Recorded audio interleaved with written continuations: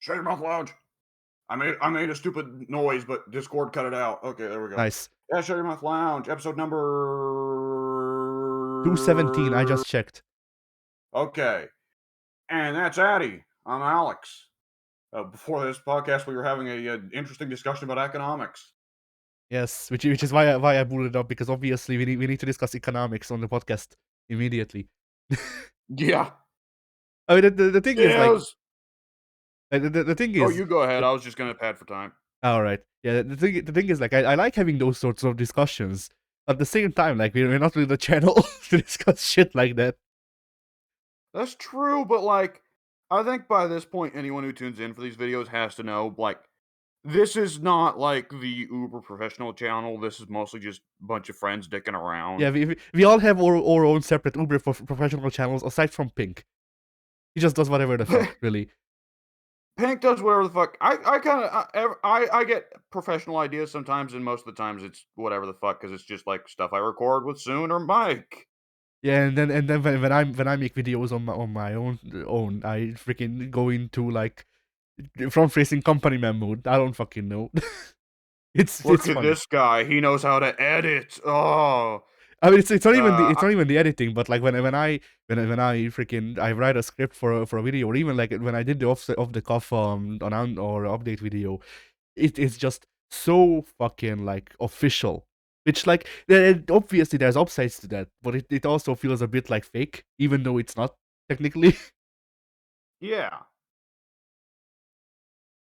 I think it really depends on what you're doing. I think for what you do, I think when you do the whole professionalism thing, I think it does come off as legit.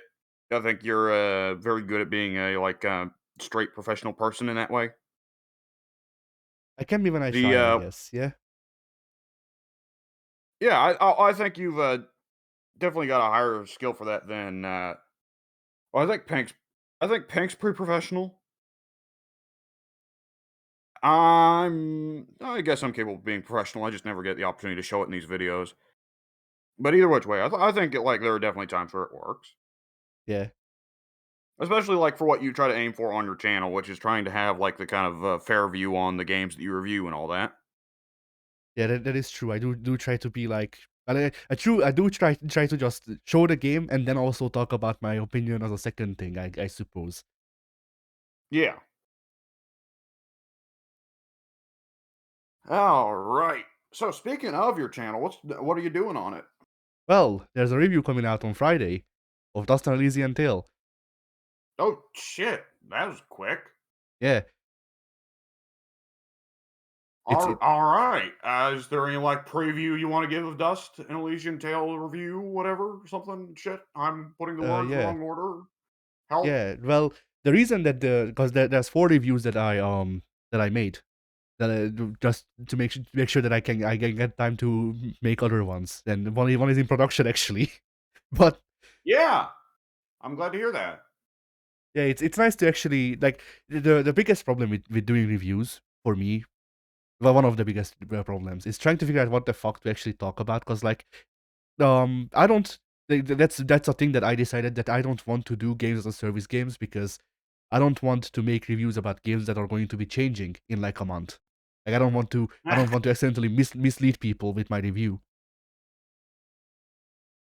And so, Like like, games as a service, I've noticed when people make videos about those games, they specifically have to label like the year because yeah, it does change so much, you know? yeah, and that's the thing. It's like I could do that, but I also don't want to review For Honor 4 times until it's fucking shut down in like 2028. You could do a state of the year address though. I could, but I don't want to. Like, it's there Yeah. are like, I'm already going to be remaking some of my older reviews because I didn't like them. I went back and privated a lot of my old stuff, mainly the shit that I made in Hungarian, because I don't plan on making Hungarian videos anytime soon again, because that's double the work. But also, I like, there's also a couple of older ones that I didn't like. Like, actually, my first review, it was just bad, so I just privated it because it was just bad. Like, you could barely hear me. That there was a fucking shit ton of buzzing.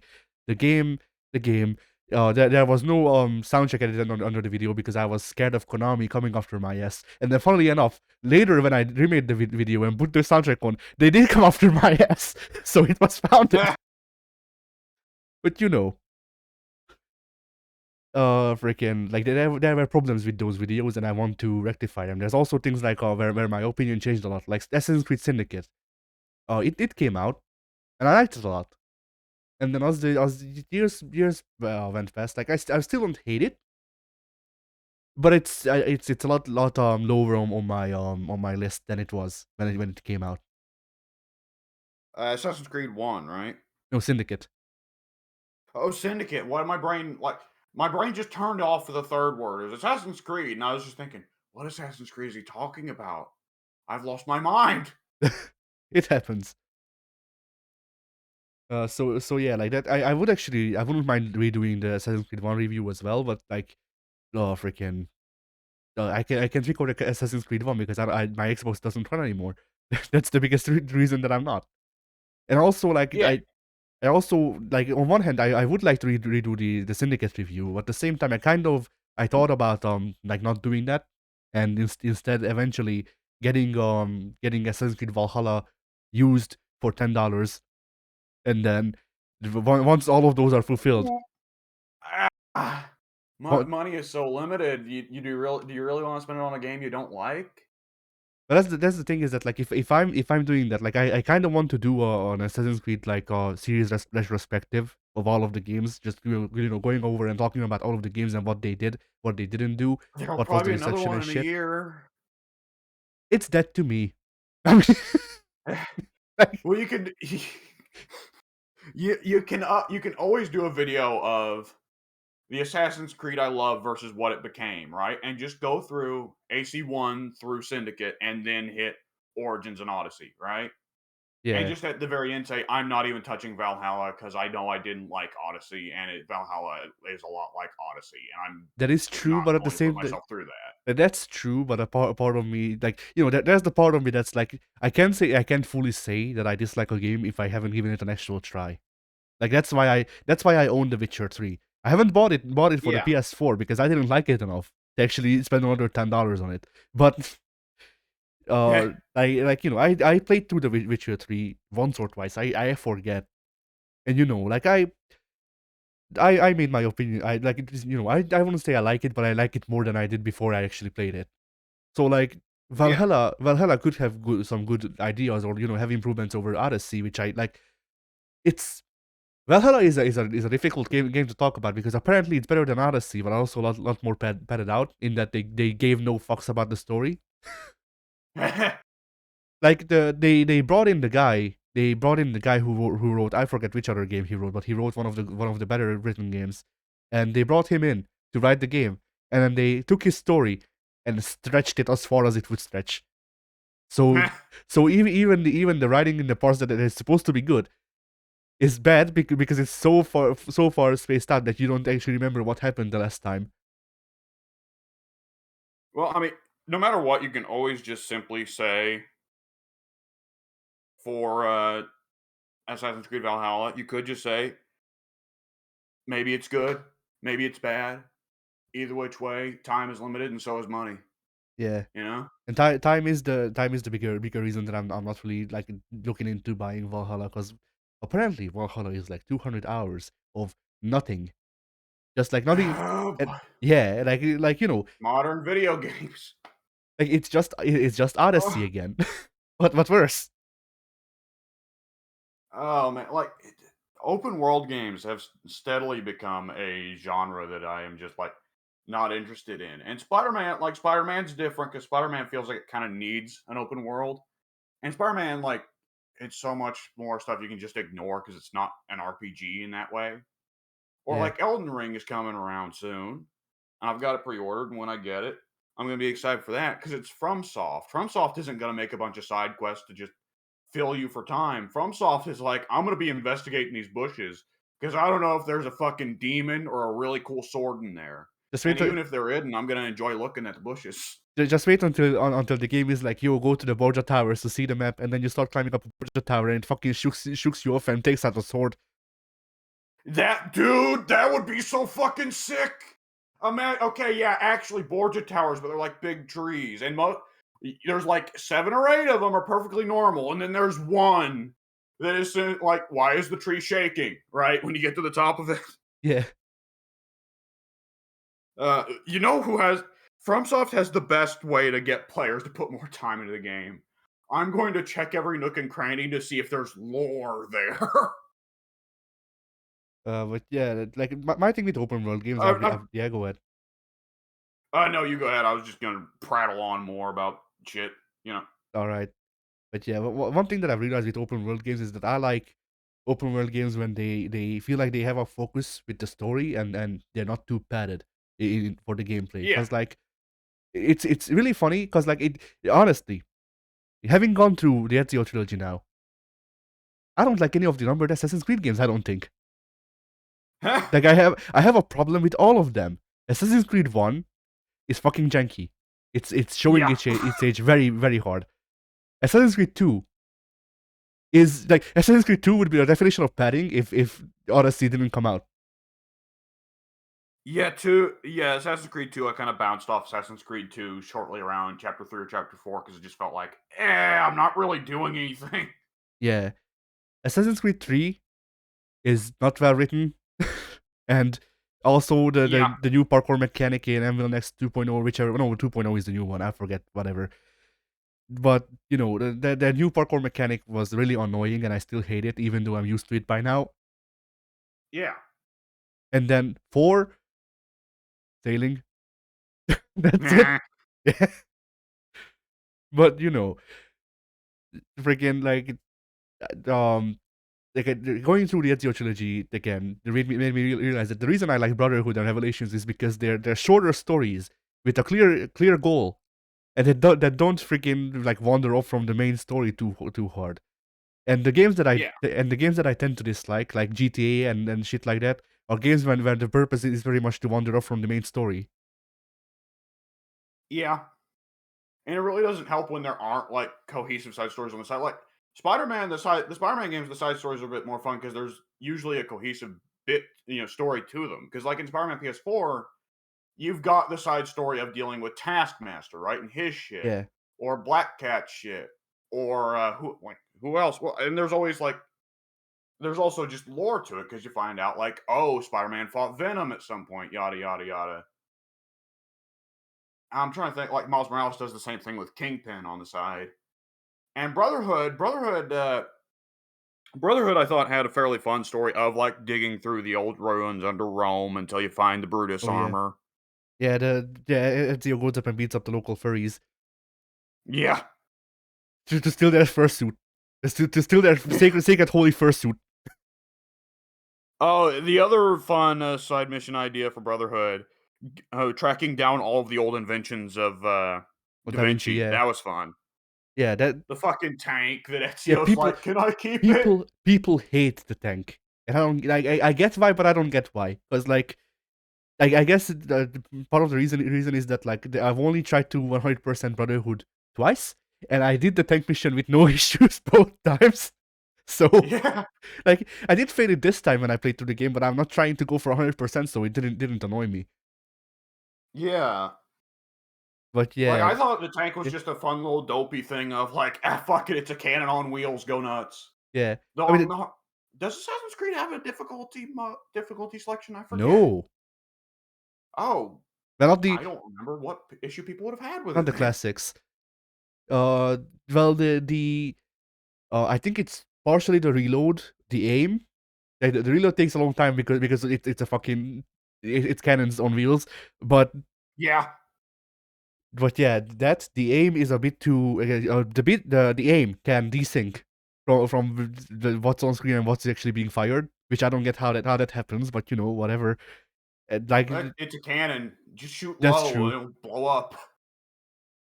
But that and then the snipers or whatever that you need to shoot in the with the like sandbags are very precise. So like all three of those I do remember that. Yes. so all three of those combined make beating that level without taking any damage hard. Yeah. and that's why people hate it. It's that they're trying to beat the game or beat the level without taking damage because that's the full sync thing. You know, you could definitely make a solid like video essay, like a good solid one of how the Assassin's Creed series changed from what I love, or something like that, right? Yeah, but like I don't think for me that's holding me up from doing more Assassin's Creed videos is just Ubisoft. Like it, like What's I that? well, I feel like with how they've been like Ubisoft also has a problem of like sexual harassment and shit, and so I don't want to give them fucking like um advertisement because even if I make every second sentence "fuck Ubisoft" in the video, people will still go and buy a game from them. Ah, that is partly true, though. I think to a certain degree, you aren't entirely responsible for that. And I think that well, Ubisoft is going through changes in management, aren't they? No, Right, they're French. Uh, yeah, it's okay. that I that was was going to racist. yeah That no was racist. I was going to make it worse. But yeah, the freaking Ubisoft is looking for someone to buy them out, and I hope Sony does so. Not because I want Sony to actually do anything with Assassin's Creed, but because I want like here's the thing. I want Ghost of Tsushima to have a hidden blade and a cloaked outfit. And I want the freaking I want Al Mualim's last words to be to somehow reach Jin. That's it. I don't want there to be any more connection between those two series. That's all the three things I want. Like I don't That want. Yeah, go ahead. yeah, if those two were under this the 2 series were under the same umbrella, they'd have to do something. The trouble is, though, it just feel kind of awkward because Ghost is just better Assassin's Creed. Yeah, that's why I'm saying I don't want them to rename it Assassin's Creed Ghost of Tsushima or anything like that. I legitimately just want there to be like I don't know what they're gonna do with 2 Ghost of Tsushima, but in my mind they could justify it going, hey, fucking assassins showed up then and then, or rather, a fucking assassin died here, here and here. Jin finds a hidden blade on him. Whatever, he gets a hidden blade. Maybe like that could be waved away. The other two, you could reasonably input without actual assassin involvement because, for one, Jin's a ninja. He needs to blend in. Cloaks are good at blending people in to shit. So you know whatever that seems like a logical development that could justify one outfit. And then oh not right shit it's not that one. So the guy Al Mualim was based off of, his last words apparently allegedly where nothing is true, everything is permitted, which is why it's a thing with Assassin's Creed. But that's not the one that I actually want. I want the like the summary of what assassins do. I want Jin to freaking to say that at least once because it's just a cool sentence. We work in the dark to save the light. Like that would make sense for Here, him. Yeah. here's a question: is Ghost of Tsushima not set prior in time before Assassin's Creed? Because Which Ghost one? is set during well, Assassin's Creed 1, because isn't Assassin's Creed 1 set during the Crusades, but Ghost is set during the Mongolian invasion of Japan? Wasn't Mongolian invasion of Japan like 1100 and the So was the Crusades? Crusades. Yeah, I guess so. Well, there are multiple Crusades. So I was, for whatever reason, I was thinking that the Assassin's Creed 1 was during like like the later Crusades, which probably wasn't because the later Crusades were a shit show. Yeah, no. Assassin's Creed 1 is set around 1147, I want to say. I don't remember exactly. I think 1147 is when the real life assassins took Masyaf Castle. I did a deep dive yesterday because I don't know. Oh yeah, I remember what happened. I opened up opened up the Wikipedia suggested that I read about Saladin, and I was like, hey, I remember Saladin, so whatever, I'll read about him. And then uh they linked they linked the assassins because he was involved with the assassins. Saladin was, and from the assassins, I just went down a whole of reading about the freaking the Great Journey. I forget. Oh, Ibn Battuta. I read about his book and also Marco Polo's and shit like that. Yeah. So I just went down on history thing of like I went down on historical like knowledge gathering of shit related to Assassin's Creed, even though technically not, I guess. Eh, it is part of the bigger picture, that's for certain. Yeah. And so yeah, I think around 1147 is when the real life assassins took Mastiaf Castle. So I think going by Altair's age, and from what I remember, he was born at Masyaf. Then he should like those games should be around 1160 something.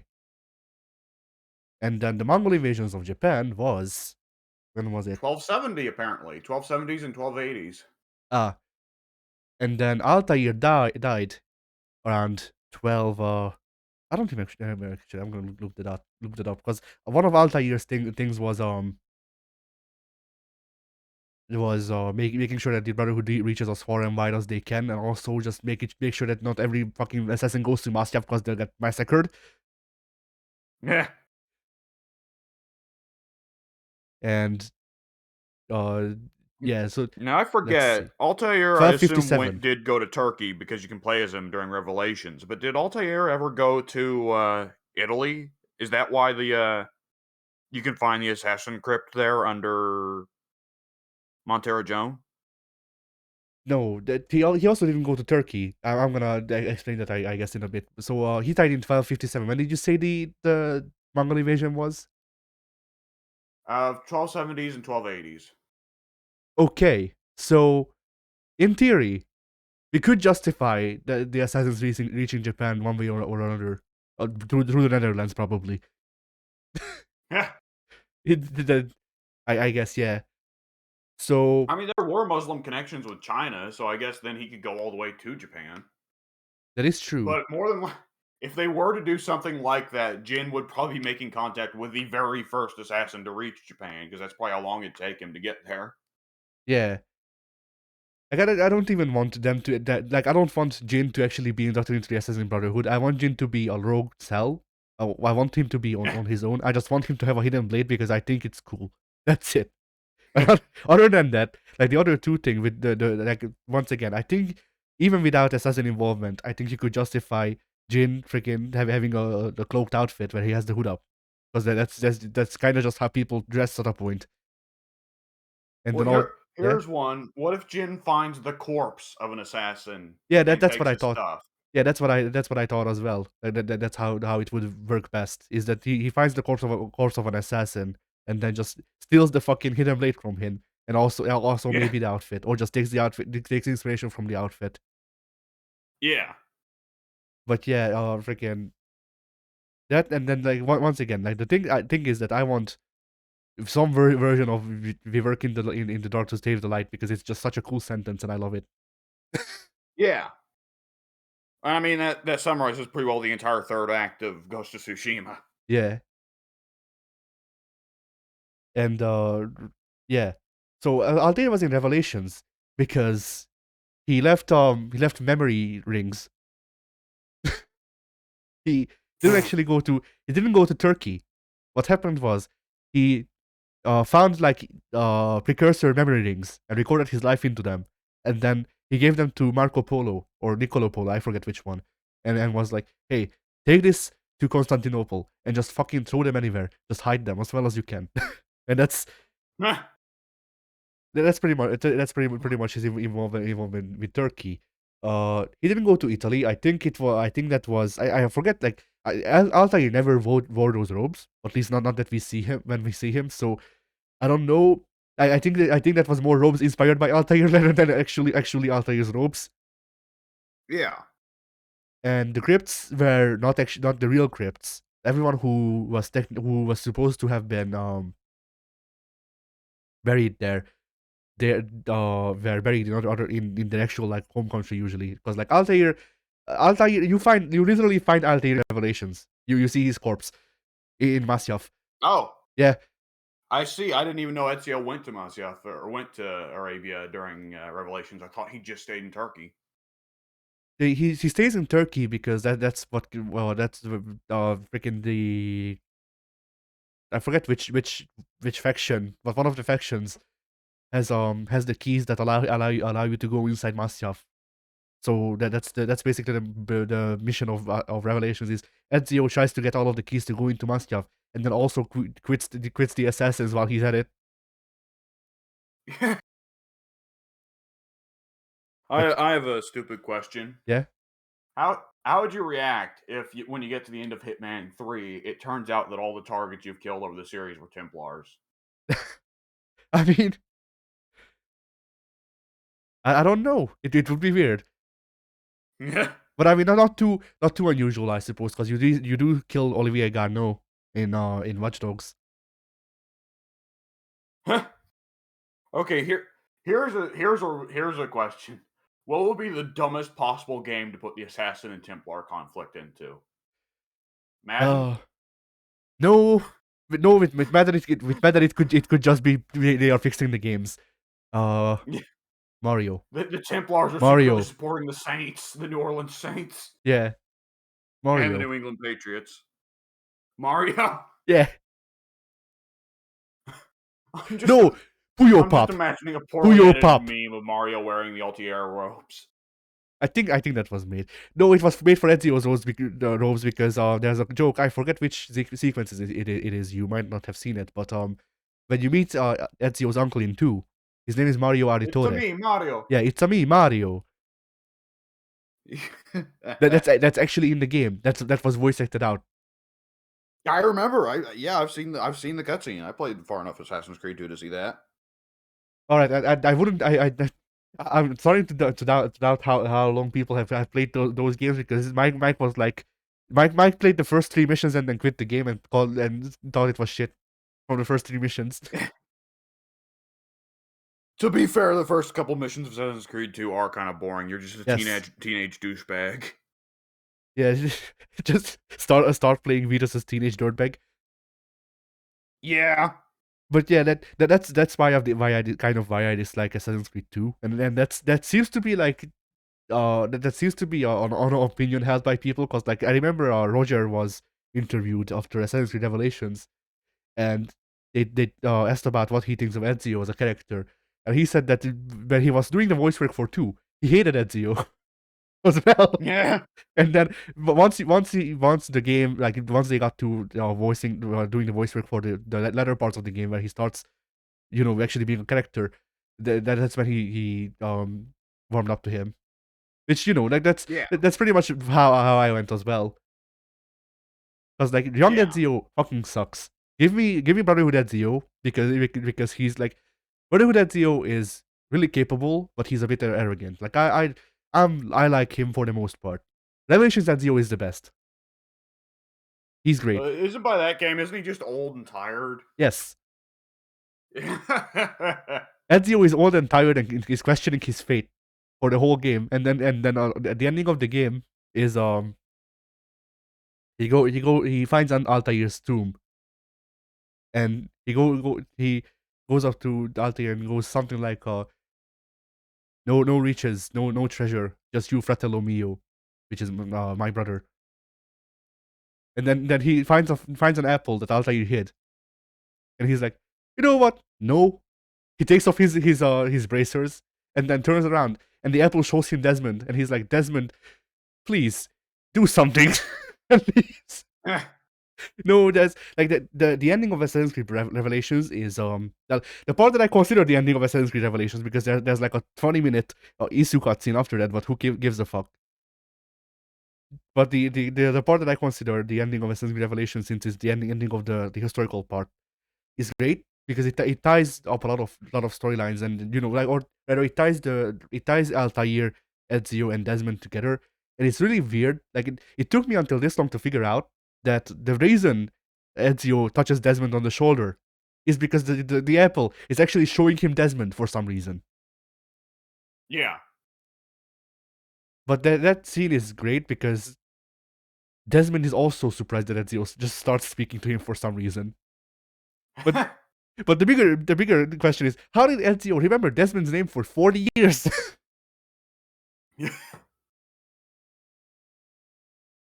Like Yeah. Yeah. He heard it once. Well, no, I don't think that. I don't think it's honestly. I don't think it's a surprise that he remembers Despin's name because he probably remembers everything that the crazy goddess woman told him. Because That's he's probably true. spent the 40 years afterwards trying to figure out what the hell she meant. That is true. That is true. And then the apple did technically nearly make Da Vinci go insane as well. Yeah, I'm. That's probably my favorite moment because it both ends Assassin's Creed 2 and starts Brotherhood. Just that rant ending to Desmond and hearing Ezio just go, "What the fuck?" Yeah. Like it's generally just under his breath, like he's just so befuddled and shocked by like Jesus Christ, that changes everything. And what was she talking about? Yeah. You know, I Does yeah. Ezio get proof of the existence of the gods before that? No. Oh yeah, so that's really blowing his ass out of the water. Did he even know about the apple before the whole fist fight with the Pope? He knew about it for like a week, maybe. Like, But what? did he assume it was bullshit? I'm not sure. I don't remember because So what happens is there's this thing written on Altair's codex pages where it's like only the prophet can open the vault under the Vatican, and uh a lot of shit goes down. Ezio gets the apple from Rodrigo, and then Rodrigo runs away. Rodrigo becomes pope in like a month, because why not? Yeah, You know how it goes, and then Ezio goes because it turns out the apple wasn't the only artifact because the papal staff also has an apple in it. Well, technically not an apple. It does look like the apple from what I remember, but it's actually the whole staff that's the artifact, and you need both the yeah, staff and the apple together to open the vault, which is why Rodrigo became pope. yeah. And so you go to the Vatican, beat up Rodrigo, and then make him freaking give you the staff so you can open the vault, and then go speak with God. Just the audacity of a game where the final boss is fist fight with the Pope. Yeah. You know, I brought up the idea of doing a split screen with of the Ezio trilogy to Pink, and he seemed to be down with it. But the thing is, like, I don't know if I'd want to do two because it has some good moments, and also just like it's a thing of like it could be fun to talk shit about the padding. At the same time, that would come with actually having to experience the padding. So, I don't want, Yeah, I do think yeah, it could be interesting to go through that, like at least partly to explain to Pink like the shit he missed out on Assassin's Creed 1 and some of the stuff that's going on there, you know? yeah. Because like I jumped into Brotherhood not really understanding anything that was going on, and I still had a good time, but I was fucking confused for a lot of the story. Yeah, me too. And then I proceeded to buy all of the games, and now I know everything. Eh. My wallet is paying up like 13s. But yeah, and the Revelations, Revelations. Well, I don't even know which part to really talk about, but like Revelations is not a great game. Like it doesn't do a whole lot, but then it was supposed to be a DS game, a 3DS game. So Eh. you know, like that's a funny thing. Like Assassin's Creed 2 what is the actually, it was supposed to always be the sequel to Assassin's Creed 1. Brotherhood was supposed to be DLC to Assassin's Creed 2 because they ran out of time in making 2, and they had to cut a lot of features. So Yeah, Brotherhood, like the Brotherhood is just Assassin's Creed 2, but 2 was better because they just put in the parts that they couldn't put into 2, more or less. yeah, And then Revelations was supposed to be a 3DS game, so there's some weird parts to it. Like there's a tower defense game mini game that you have to interact with rarely, in my experience, mhm. and then on stuff like that.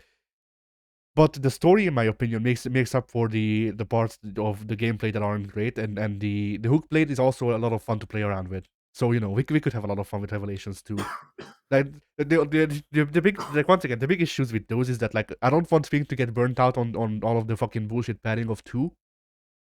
So I don't know how we could make that work. And then Just also, beam during it. yeah, and then also we may want to do less watches of Lineage and Embers. Embers definitely, because Embers is probably the best part of Assassin's Creed lore, and it's not even in the game. But Eh, at least it comes with the Ezio collection, all 240p's of it that they recorded it in for some reason. nice. Yeah, I don't know why they used a 240p render of that movie, because it used to have or at least an HD one on 360. So I don't know. Shit happens. Yeah, but yeah, like Embers is the actual ending of Ezio's life, and it's like and Ezio gets a really nice monologue at the end of it, be like literally as he dies, more or less. Huh. Like Does he actually look like a geezer? yes. Oh, that's surprising. I figured they'd just have him like, I'm 90 years old and he's still drop dead handsome.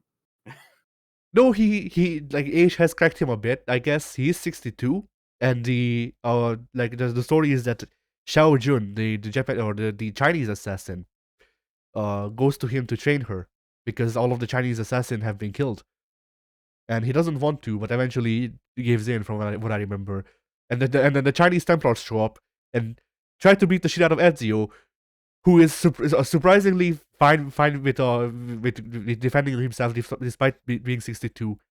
Like, he's not killing like 4 people at once like he was in his youth, but he still kills a guy, and that's more than you'd expect, really. And like a lot of the movie is taken up by Shao Jun and Ezio doing their own stuff, and then the ending is Ezio alone in Firenze,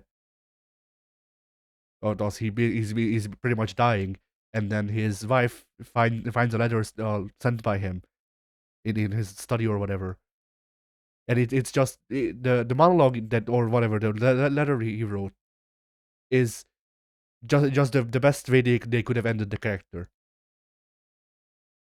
Like I it see. What's he die of? death, Okay. old age. He dies of old age. 60 is pretty young to die of old age, but okay. I mean, people argue. In my opinion, it was old age because, well, there wasn't anything on screen that could have given me reasons to believe otherwise. I love Ezio, but I don't think he's like such a badass that he couldn't die of old age at 62. Like fucking dude has been through a shit ton. you know, to me Yeah. with the shit that he went through, it seemed realistic that he could die at 62. But then some people argue that he was killed by a Templar agent who was sitting next to him. The thing is, the guy who looks like just a normal dude. So like Yeah. there's nothing to actually like tell you that he's a Templar agent. The thing is, the guy taps Ezio on the shoulder and then leaves, and then Ezio dies. So people argue that that he could have poisoned Ezio some way or other with then tapping him on the shoulder, and then Ezio died to a poison. Like To be I fair, yeah, when you use poison in the Assassin's Creed games themselves, Ezio just kind of lightly gestures in their direction and they get poisoned. that's true. And like I can see the argument. To me, the thing is just like you know that feels like a thing that they would do to try to make him look like tough. Oh, he like the thing that kills him isn't even freaking isn't old age or just whatever succumbing to his his wounds that he's had since he's been 40. Because if you remember, Brotherhood starts out with him getting injured, and the doctor tells him that it won't heal. Yeah. Like he doesn't die to those things. No, he needs to be attacked by like a group of 5 people, get injured in that too, and then a guy needs to go and poison him, and then he dies. Like that feels like such a way that like it's such an action hero way to die that I feel like they could have done that, but it feels like it ruins the character to me, pretty Yeah. much. Like Ezio deserves to die of old age because he he grew into being a character that deserves to die of old age, in my opinion. Yeah. But yeah, anyway, so I was going to freaking to tell you So about that was just so that was so So that's what's coming out on your channel this week, huh? uh, yeah, that's an easy until review coming out on my channel. Um, oh yeah, the thing I wanted to say about it is that I have 4 reviews made already, but I scheduled them to come out from worst to best in terms of just overall being put together because Spider-Man, I don't remember exactly what the Spider-Man review's problem was, but there was something that made me go like, oh yeah, no, the Lost Elysium Tale review is actually kind of the worst just because I recorded the voiceover for it when I was still kind of deep in Omicron, and then you can still hear that my nose is stuffy a bit, or at least I heard it. I don't know. Yeah. So that the Spider-Man review I put up, so I don't like the, the Spider-Man review I put up was the first one because I was like, hey, I'm not just gonna put up a review after half a year and be like, hey, I'm a furry now.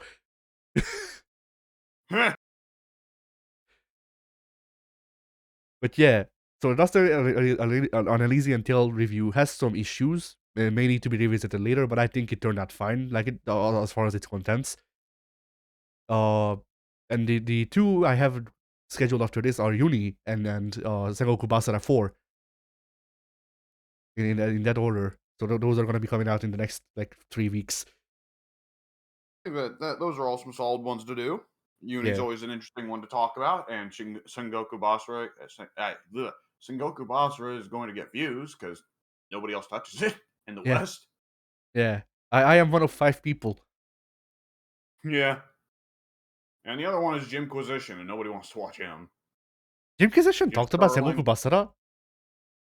I've seen like one of his videos where he says like he gets asked about Dynasty Warriors, and he says I like Sengoku Basara better or something like that. Or no, it was that he's saying he loved Dynasty Warriors but didn't like the new games, and he was wanting to try Sengoku Basara. That's what it was. Okay. Yeah, I wish him luck. If he can get Capcom to actually release Sengoku Basara in the West, I'll be thankful to him. Like be regardless He doesn't have as much. yeah. Okay, mind the pun here. He doesn't have as much weight as he would like to. I see. And nowadays, he doesn't seem to be invested in video games at all. He's in pro wrestling. Yeah. And whatever makes him happy. And yeah. Yeah. It gets him out of gaming too, so you can stop just going around saying DLC is done. Oh, gaming, video games. And, So yeah. whatever. All right. So yeah, what's coming out on your That's what's channel? coming on your channel. All right. Yeah. People need to get hyped for that. Yeah. I'm happy to hear you're putting stuff out on your channel again. I always thought that you had a talent for that. Thanks. That was I don't know how to I don't know how to human. yeah. Taking compliments is harder than you think. Yeah. Let's see. On my own channel, I definitely want to do something for Warhammer 3 this week. I'm still working out performance issues, but I may have just had exposed to me the key to fixing performance issues for the A hammer. game. You're goddamn right. The game will run so much better if I just go in there and fucking take a hammer to my computer, spread it all over the room. If it covers more real estate, that gives it more power. Yeah, I mean it gives it better air circulation so it doesn't overheat. You see, here's the thing. With telescopes, if you put 3 telescopes in 3 different areas and then connect them with an interferometer, they'll behave like one telescope that's equal in size to the distance between those 3 telescopes. Fun astronomy fact there. My plan is to put an interferometer between my graphics card, my processor, and my power supply, all on different sides of the house, thereby making a computer that is as powerful as the size of my house. Yes. Oh my god, this is a revelation. Thank you, Addy. Either which way, I got that shit to work on. What's coming out on the group channel? Well, on the group channel we have episode 8 of Spider-Man. Okay. We have part 11 of Dead by Daylight. Okay. Where David is getting brutally murdered on the front thumbnail. Yeah. I put that up. That one gets me every time because there's just blood pouring out of his mouth. I made that the thumbnail for 2 reasons. One is that it's one of the few instances where we actually got cinematic camera. So, and it's also Ghostface. When my kid's Ghostface, it's Mike getting killed in the picture. Yeah. No. Have you told him that? No, not yet. Uh, I figured eventually he'd notice it because, like, I don't know how it is. I don't know how it is usually on Firefox. I have autoplay turned off, so when I load up a video on YouTube, it shows me the thumbnail first, and then I need to press it so it actually starts. And that's why, like, I give a shit about my thumbnails because I want to make sure that in case people also have autoplay off, then it doesn't look like garbage. At least completely. Like there is still limitations of YouTube that I need to work around. Like YouTube only accepts thumbnails if they're 720p or on not over 2 megabytes in data. But sometimes it's only if they're 720p. Don't ask me why. Even if they technically fit, it's too big. So yeah, hey, I whenever I make thumbnails, I put them in GIMP and just like shrink them down to the right size.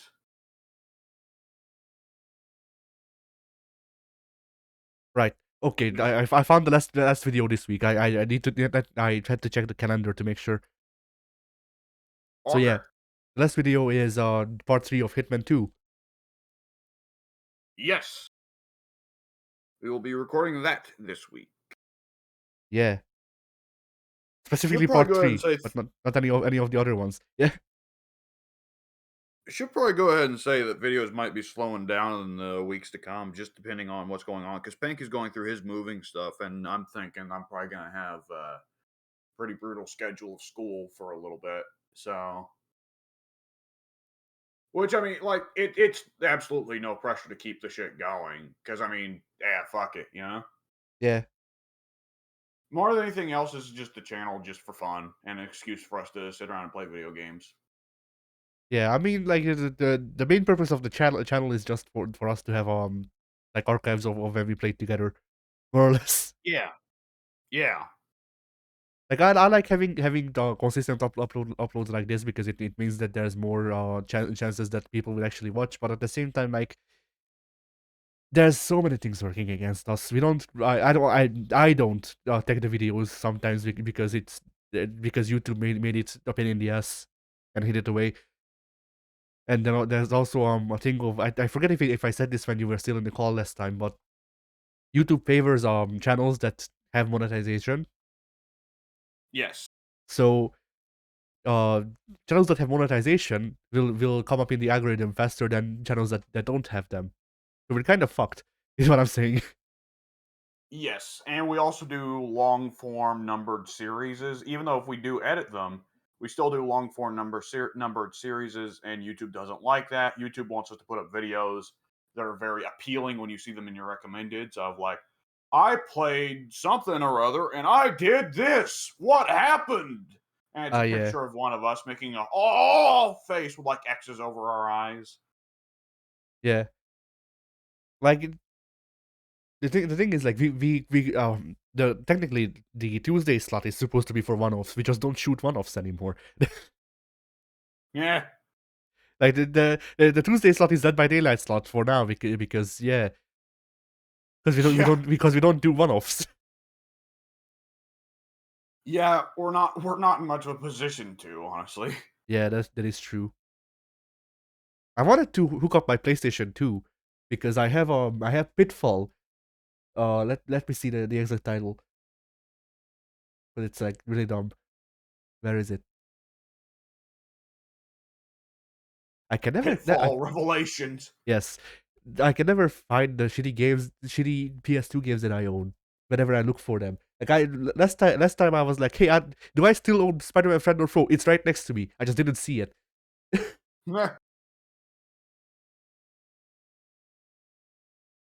Oh, there it is. Pitfall: The Lost Expedition. So yeah, I do own that game, and it sucks ass from my experience of like trying to having tried to play it for like 15 minutes, and then the camera happened. Boy, Jog my memory. Was that an attempt at making Pitfall a serious, mature video game? I'm not sure. Maybe. But I yeah, knew like there was some goofy game on the PS2 like that, where it's just shitty old Atari game. Now let's make it a mature game. well, there was like Bomberware Revolution or whatever for the 360 where it was really edgy. Oh, yes, I do remember that. And there's been several time attempts to do that with Contra, right? Well, I mean that's just Contra kind of. Like the biggest issue is not that Contra's story even to shit because the story was kind of shit to begin with. I mean, like it's it's aping off of Rambo. It's not gonna be or no, it's aping off of Rambo's image. So it's not gonna be Yeah. particularly great. But yeah, so like the story uh didn't necessarily get worse. It's just that the games got worse to play. Because Yeah. like uh Contra 1 through 4 are fine. There's no your normal running gun with the segments to spice it up, which is different, which is usually different in every game. Then there was a Neo Contra and also Shattered Soldier, both of them on PS2. Those were top-down shooters only, and this is the problem, you see, because that's how Contra has Yeah. been stuck ever since. Yeah. Because like I love Contra, the 2D running gun series, and not even not even necessarily like 2D. I could be fine with Contra if it was on running gun with modern graphics. The problem with a lot of Contra games that I have is that the segments to spice it up were top-down shooters, and then when they switched the genre, it became a top-down shooter, and I don't like top-down shooters because like the difference was Contra was unique because okay, no, Contra wasn't necessarily unique, but Contra was great because it had 2D running gun segments and a 3D segment in Contra 1, for example. Whereas other running gun games were usually things like Ikari Warriors, which were top down. Yeah. So Contra kind of got set apart because it was 2D, and it and Metal Slug were the only ones that I know of around that time. And then 2, 3, and I forget the GBA one, and I forget which other ones had top-down segments instead of the 3D ones, and I dislike those games. And then the other game I like, Contra Hardcore, also has the 3D segments more or less in its own way. So All funnily, right. like I don't know what it is with the 2D shooters that I just fucking hate. Like it's I suppose the big thing is like I'm fine with shmups. I don't like 2D shooters where you actually have to move. I guess. Because like with shmups, you need to position yourself as shit, but you see the screen as screen, and things don't really change with that. With Contra has never controlled good, funnily enough, in top down segments, because Yeah. there was no precision in 2 or the GBA game, and in 3 you strafed with the controls, and then you turned with the shoulder buttons, which was new when the game came out. I get that, but it doesn't make it good.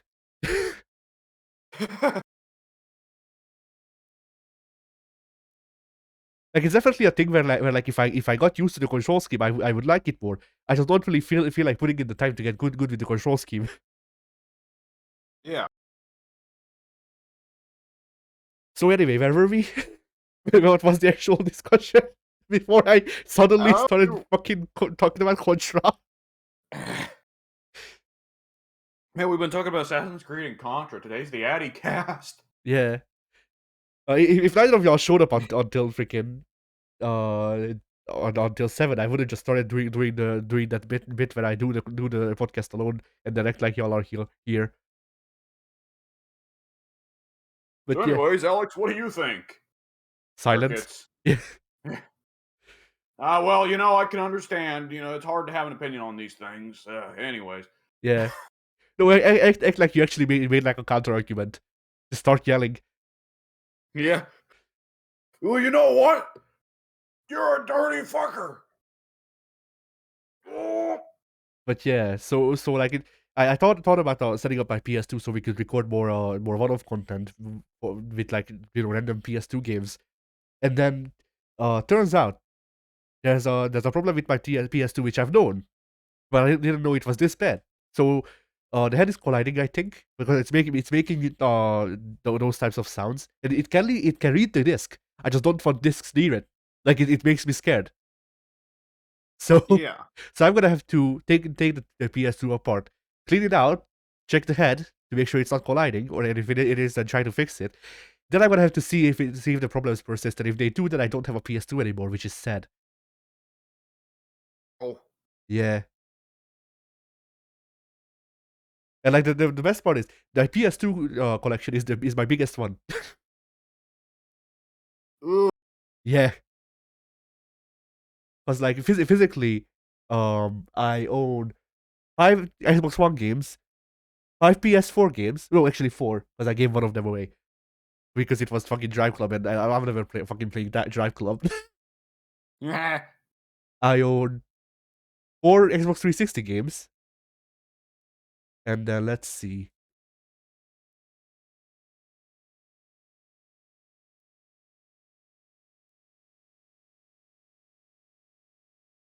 22 PS2 games or thereabouts. Oh, yeah, that is a substantial difference, yeah.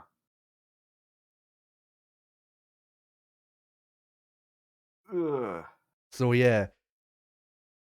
Anyway, uh, How was your week?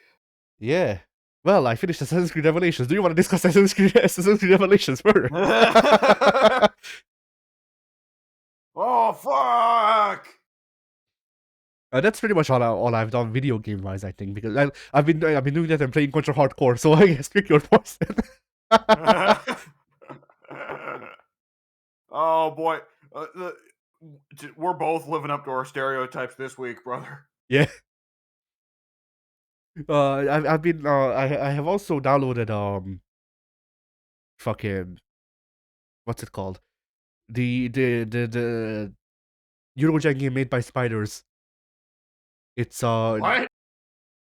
that is the developer's name, Spiders. Spider. Yeah. I figured, but I was thinking, like, wait a second. Yeah, there's a Eurojank game made by Spiders I'm that, imagining like a tiny little like jumping spider video game dev, and he's got glasses with like yeah, 8 different glass. yeah. Like, uh, Oh, it's oh god damn it, the spaghetti code. it's Greedfall. Yeah. Yeah, I downloaded Greedfall because I want to make a review on it, but I like, well, okay, that's a strong way to put it.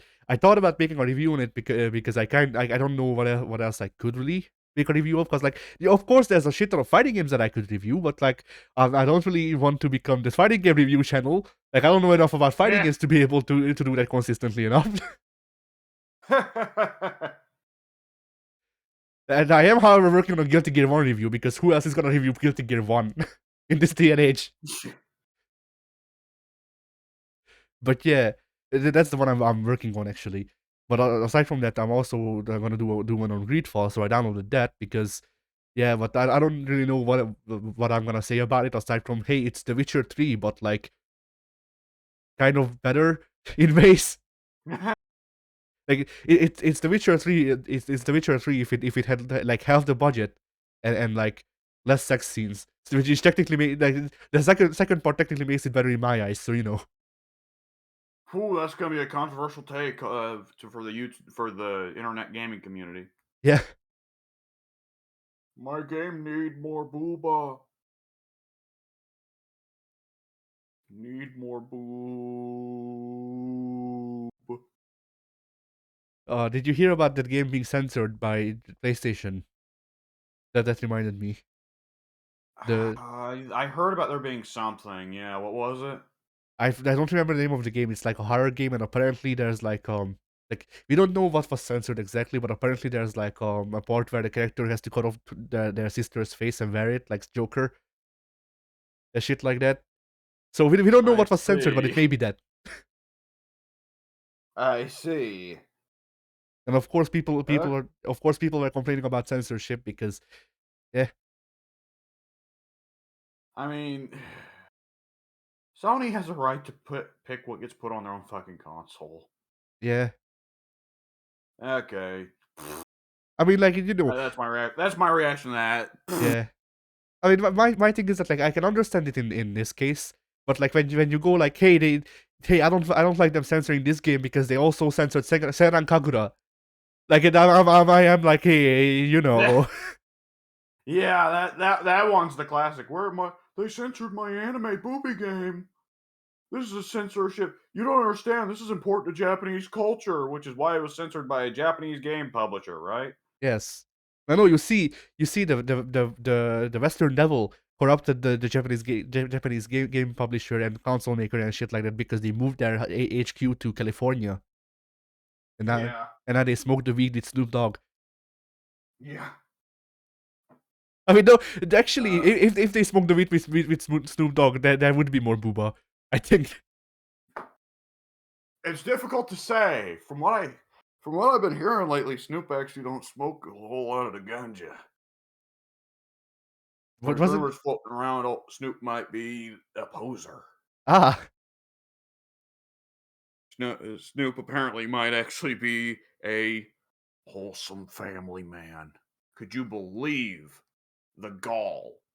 oh no, Snoop Dogg actually not an asshole. Holy shit! Oh my Yeah, god! yeah. I mean, like if it turns out that Snoop Dogg is actually not an asshole, then I'm down with it. Like, I don't like. I feel like it's a, Snoop Dogg smoke.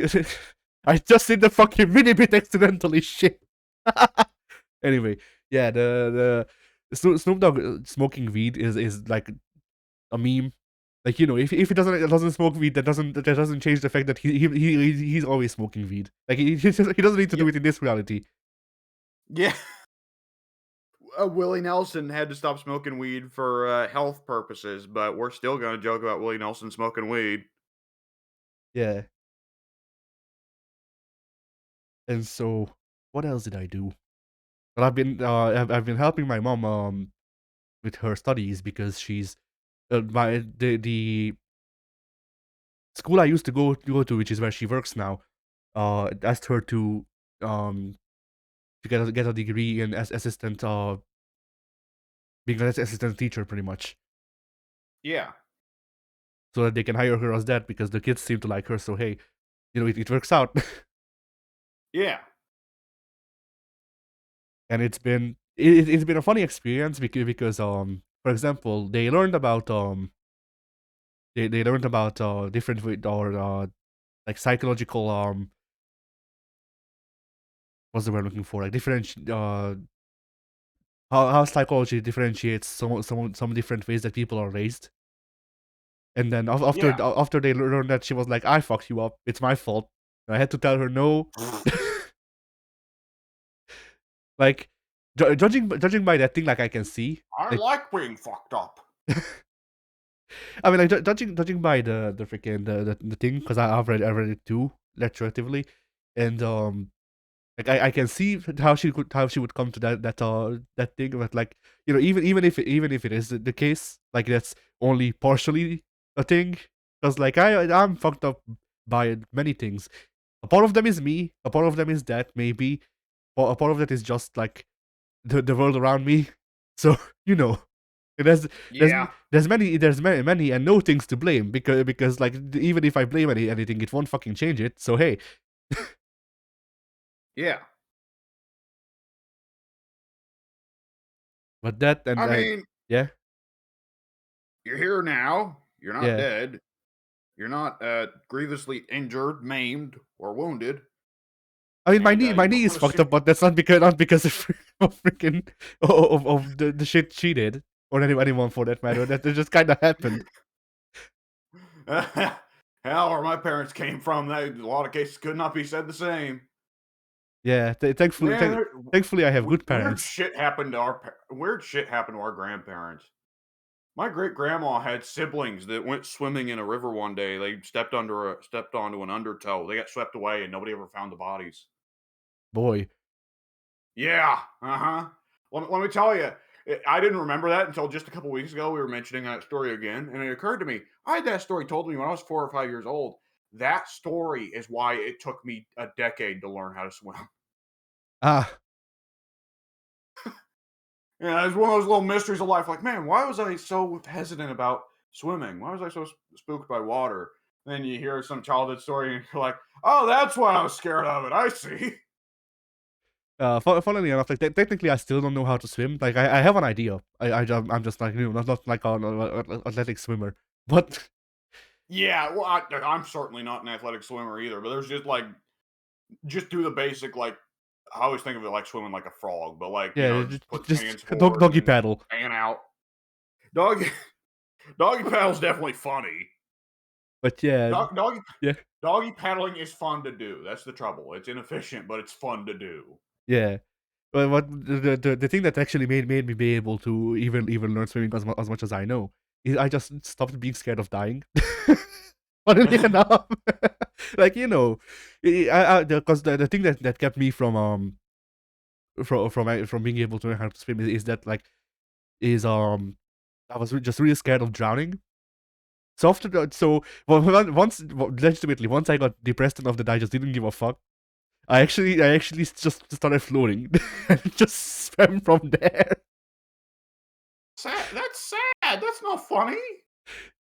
I don't know. It, it, to me, it's funny in hindsight. Maybe. Maybe it'll be funnier 20 years on. Yeah, maybe. Oh boy, what was I I, gonna say? I guess I find shit like that funny just because like I don't have to deal with that shit anymore, so it's cool.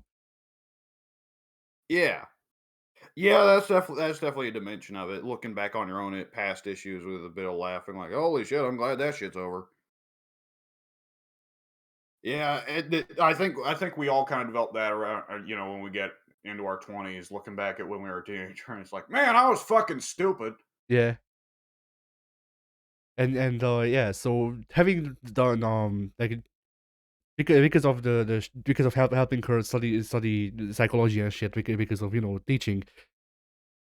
I thought about actually going back to studying to try and get a degree in psychology because it does actually interest me, and hey, I could use it for something maybe. Yeah, There's one big issue with that.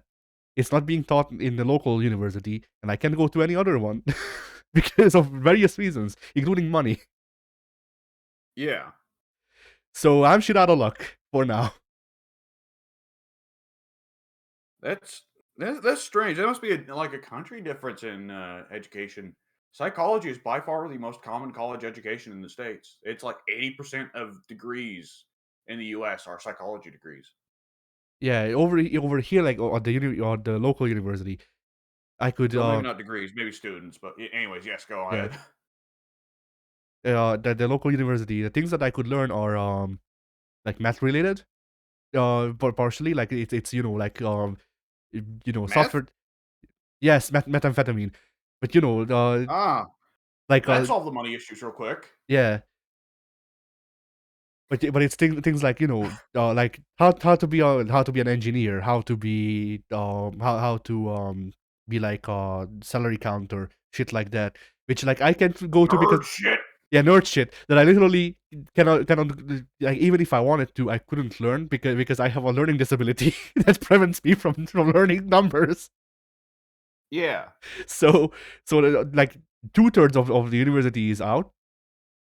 So I can't really use those parts because it's too deeply rooted in mathematics that for me to actually be able to make sense of it. Like that's actually kind of partially the issue of why I wasn't able to figure out coding when Ethan tried to train me because I can remember the causes and shit. I don't do math. Like I literally cannot do math for some reason. Even like I can do very basic math, but like once we get to like double digits, I can't do anything that's harder than addition and subtraction. yeah. It's fun. It's fun. But yeah, so that they teach some like I think they teach like health related stuff, but I can do maths. I'm not gonna be a doctor. Like I feel like you need to be like you need to have more intelligence than I do to be a doctor, and I also just don't really like cutting up people is not my God thing. damn it. Yeah, Fucking Discord is doing the thing again where it won't listen to me. Okay, I was just saying, I don't necessarily think math's very important to being a doctor. But like, well, there's so many schools of medicine, right? Yeah. Math is more important, I think, for like pharmacology because that you got to work out like the milligrams, like get a little bit of this, a little bit of that, something or other. Got to Yeah, make yeah, sure yeah. there's just the right amount of aspirin, yada yada yada. But like, there's just so many different elements there because, like, I mean, when you think of doctors, you think surgeons, right? But there's so many Yeah. guys who just do checkups. There's so many guys who just are like health, therapists, right? Whenever you fuck up your knee, they're the guy who, put you through all the therapist stuff to get your knee working again. Not like surgery or anything, but just doing exercises and shit, Yeah. right? But yeah, like that stuff I don't know about for me because you know that I'm not the most interested in helping people, I guess, or not in that way, I guess. It's it is funny how because of my screen name have a bit of a like I want to call it a hero complex, but it's not. It is by definition not because I don't set shit on fire to put it out and stuff like that, you know. But I have this thing in me that I need to help people. At the same time, I don't like people, and that makes it so I don't want to help people. Well, uh, my philosophy yeah, on that has always been like, yeah, people suck, but how do you make people better? Not by being sucky back to them, you know. yeah.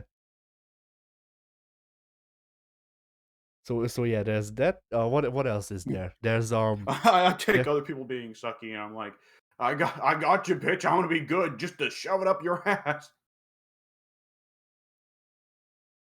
yeah. So Spite is a great motivator. It's how I got through school. I'm Spite is the reason I'm on this podcast technically. Because gonna cure world hunger just to spite you. yeah, because I don't know if I told you this story. I probably did. But how I learned English is I had before because I was homeschooled. Every year I had to take two tests or two sets of tests in each whatchamacallit class, and that's how they Subject, yeah, yeah subject, and that's how they determined if I know my shit. And one year, in fifth grade, I think, they like told us a week before the tests that this year I would also have to start getting tested in English because they added that to the curriculum, but didn't tell us. yeah. So in a week, I learned how to speak English good enough to pass the test, and then just to fucking spite them, I am here today, more or less. I'm also working on freaking trying to get my accent freaking to go away again because it bothers me personally. So I Yeah, don't like it. accents I think are a Yeah, personal choice. I definitely think yeah, accents are a personal choice. yeah. But yeah, and then what other things do they even teach at the local university? There's fucking whatchamacallit, like not social studies. The other useless one. Uh, well, social studies is a very nebulous one. Social studies is a lot of stuff, like history, sociology. I think all that's in it. Well, there's arts, of course. Yeah, there is art. They do teach arts over here. I could try to get a degree in music if I could, you know, if I had musical talent, which I don't. I'll be honest. A lot of the arts, I don't think there's much value in getting educated on them. I think those are No, more not so things really. you should just practice I yourself. mean, the thing is that there is one part of music that I think has a value in being educated on, which is music theory, because you need to know Oh something yeah, because you need to know something before you break it. But like you know, aside from music theory, like you won't get too much out of knowing when Bach lived. yeah, yeah. Music theory, honestly, is probably something you can learn by reading blogs or watching YouTube videos. Eventually, yeah.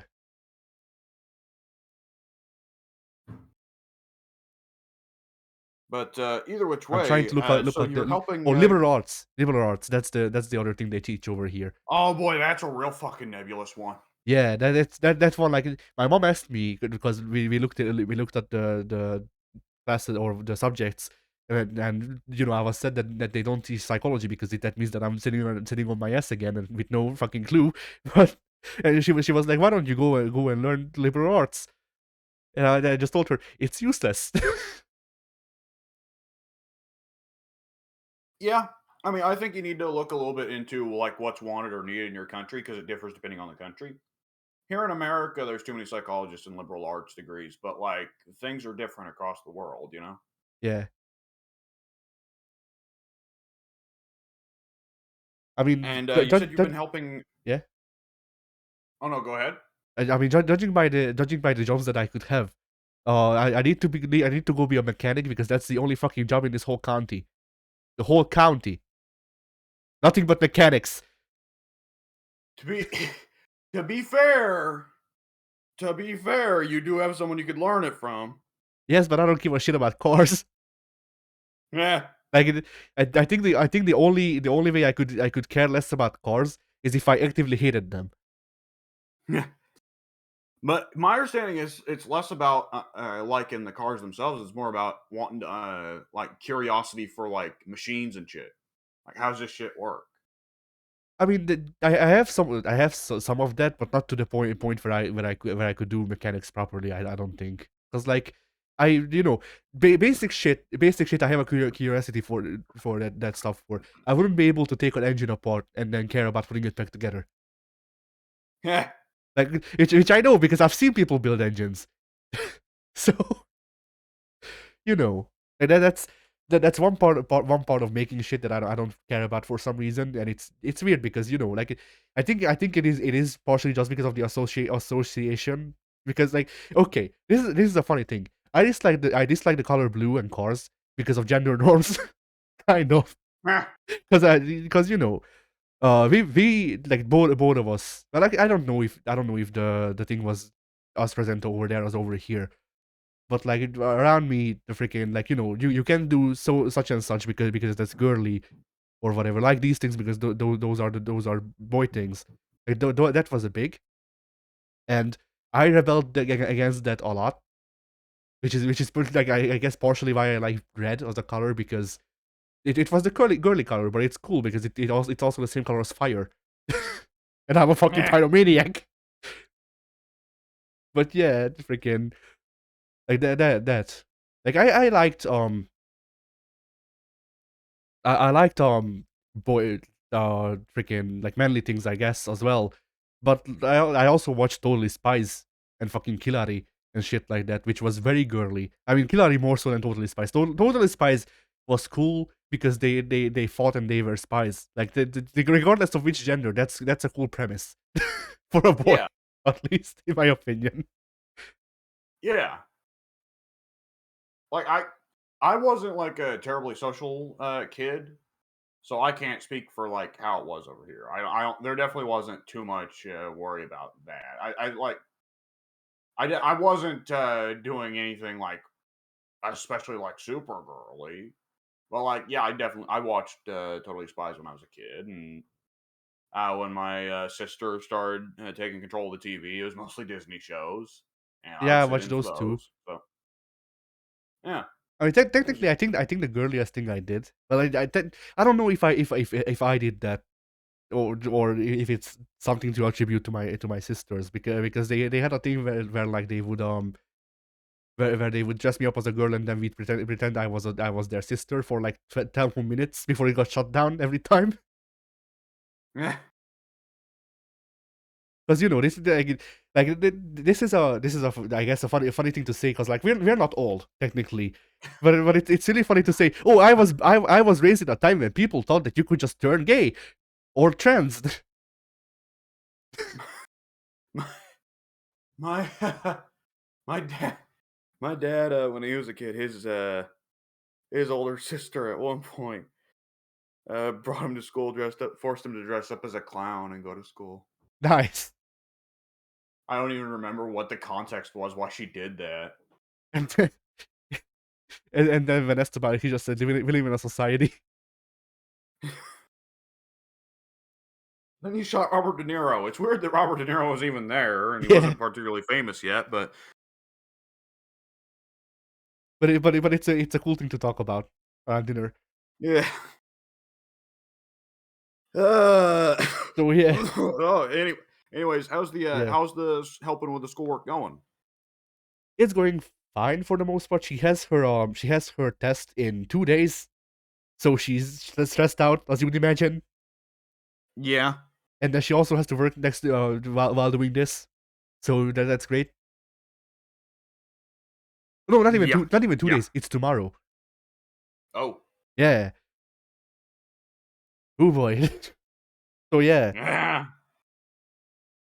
Oh freaking I know that. I know that. yeah. I did that shit last night. I'm Nice. probably gonna be doing it again tonight, tomorrow night, the next night.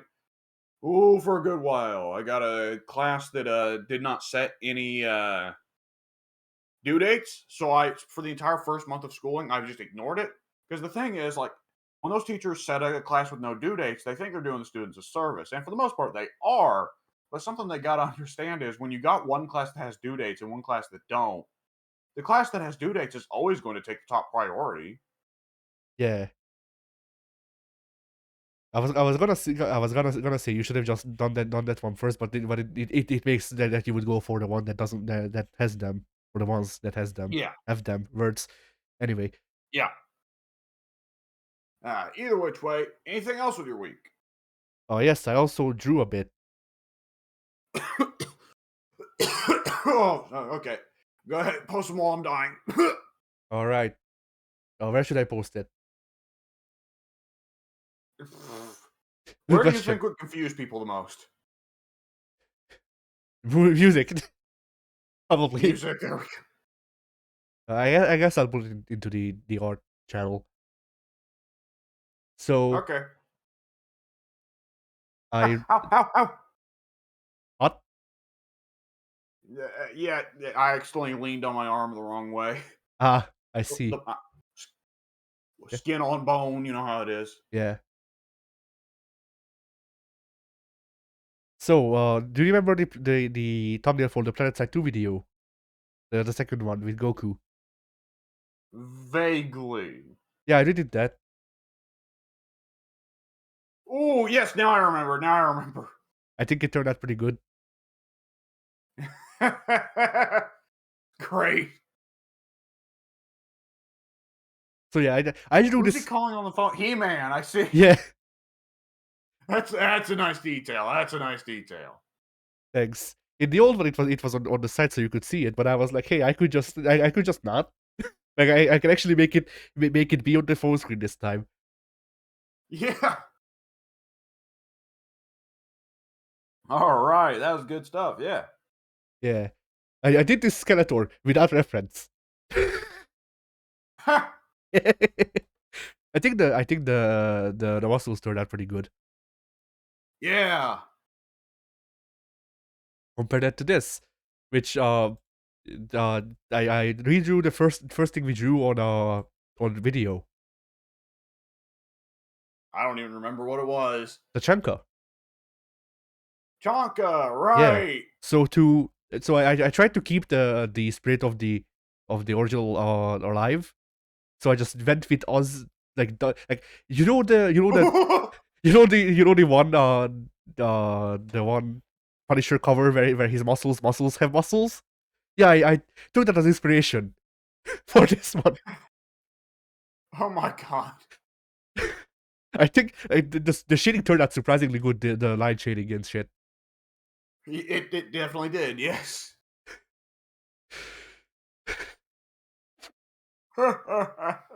Chet Chanka. That's yeah. So yeah, and then I also left in the reference for comparison, so you can see this. So you can see what I turned into this. Yeah. I like the white eyes of soulless murder. Yeah, he's too roided up to Uh, see. yeah. Tonka must consume souls to restore his own. Yeah. Oh right, I forgot I about this. can't. Yeah, go ahead.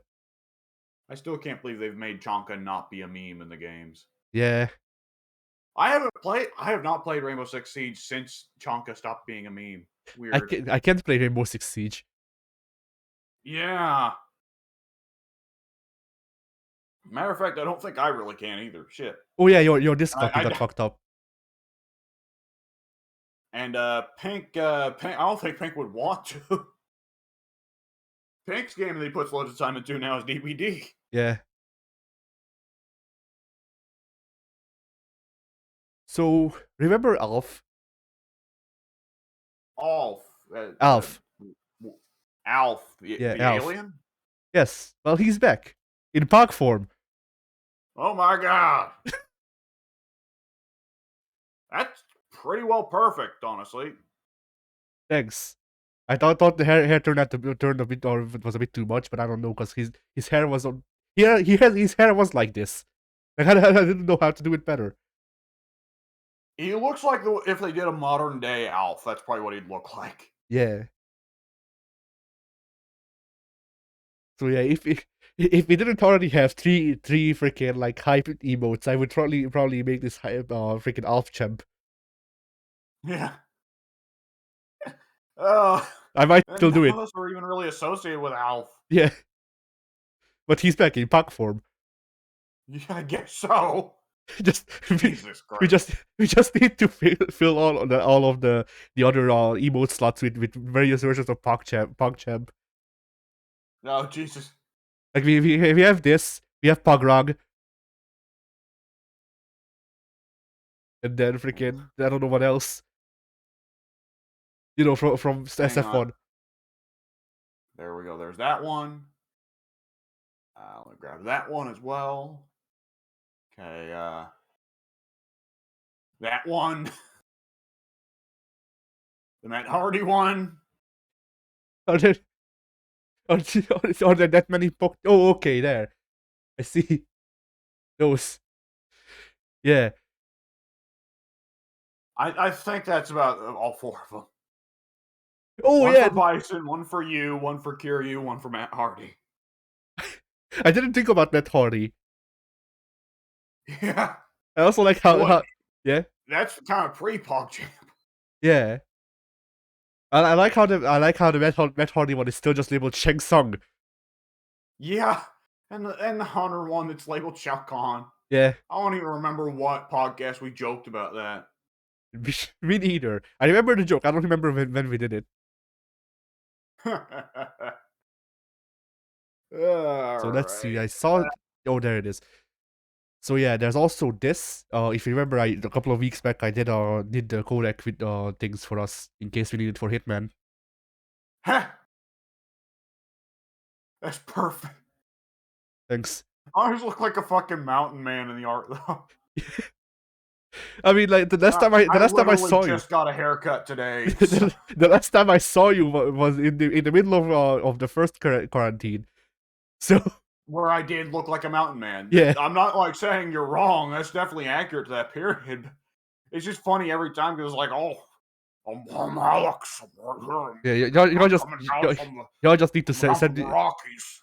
Y'all need to send me reference pictures periodically so I can update the designs.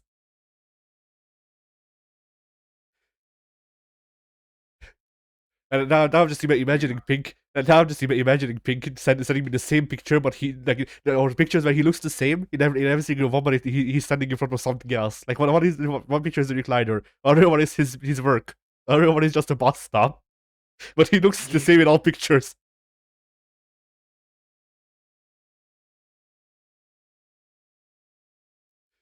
Hang on.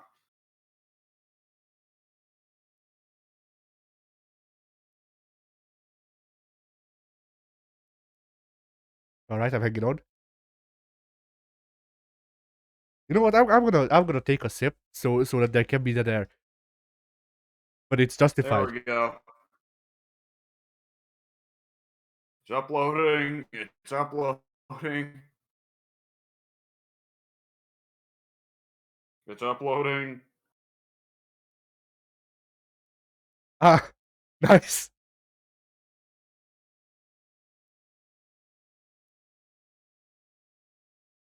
Yes.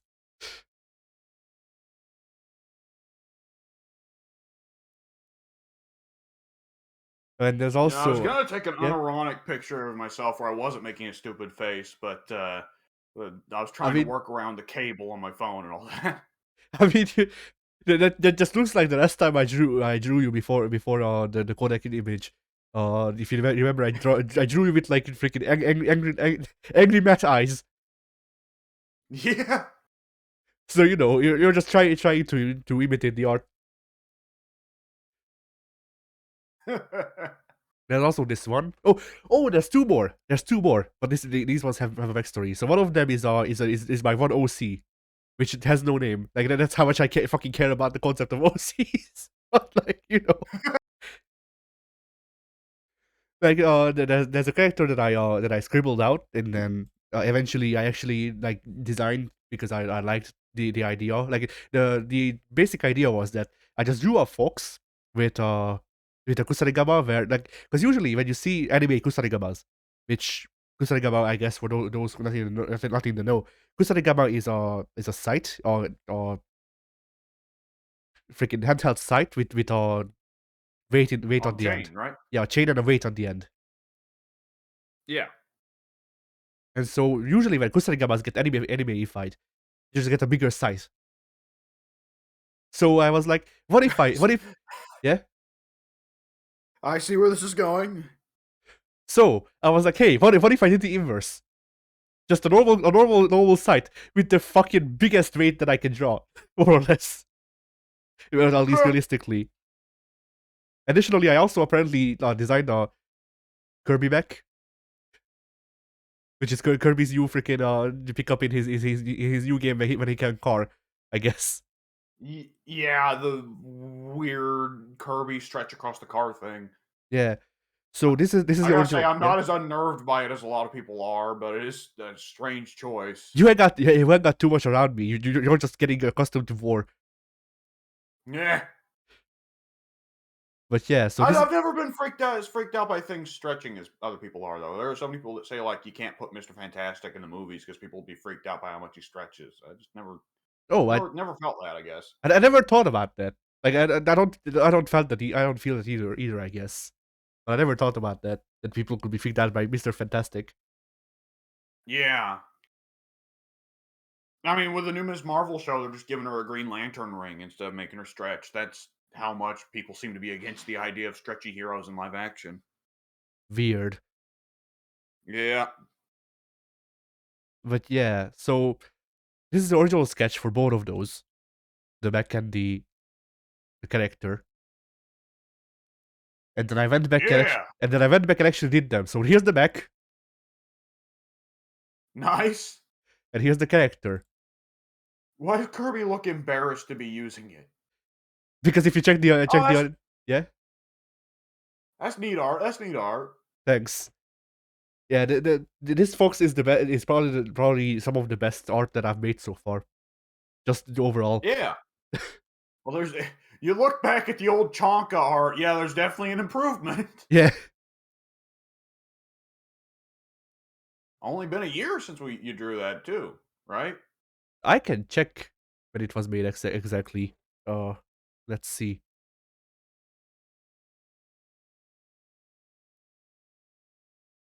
It is June 20th of 2020.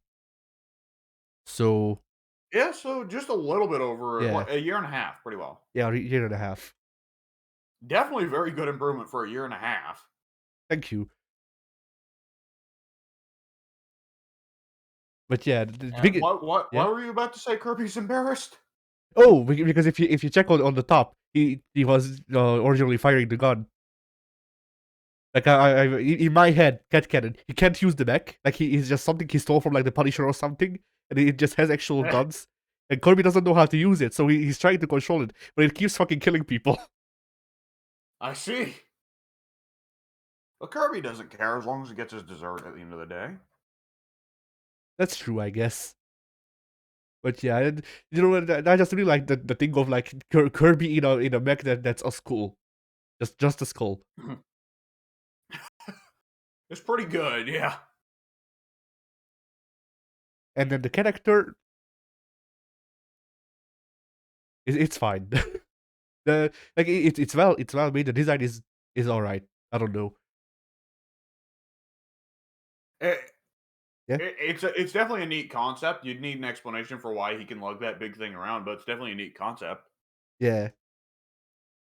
I mean, like, the thing, if both of you showed up, I was just going to be like, "Hey, if either of y'all want to give it a name, then you can, because I don't fucking know what to call this thing. Like, I literally just call it Kusarigama Fox, because that's what it is."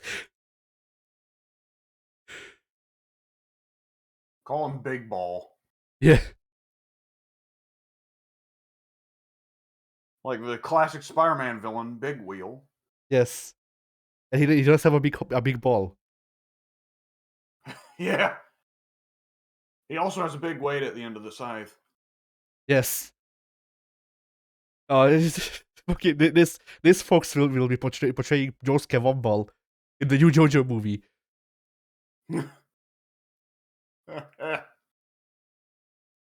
All right. So Anything yeah. else?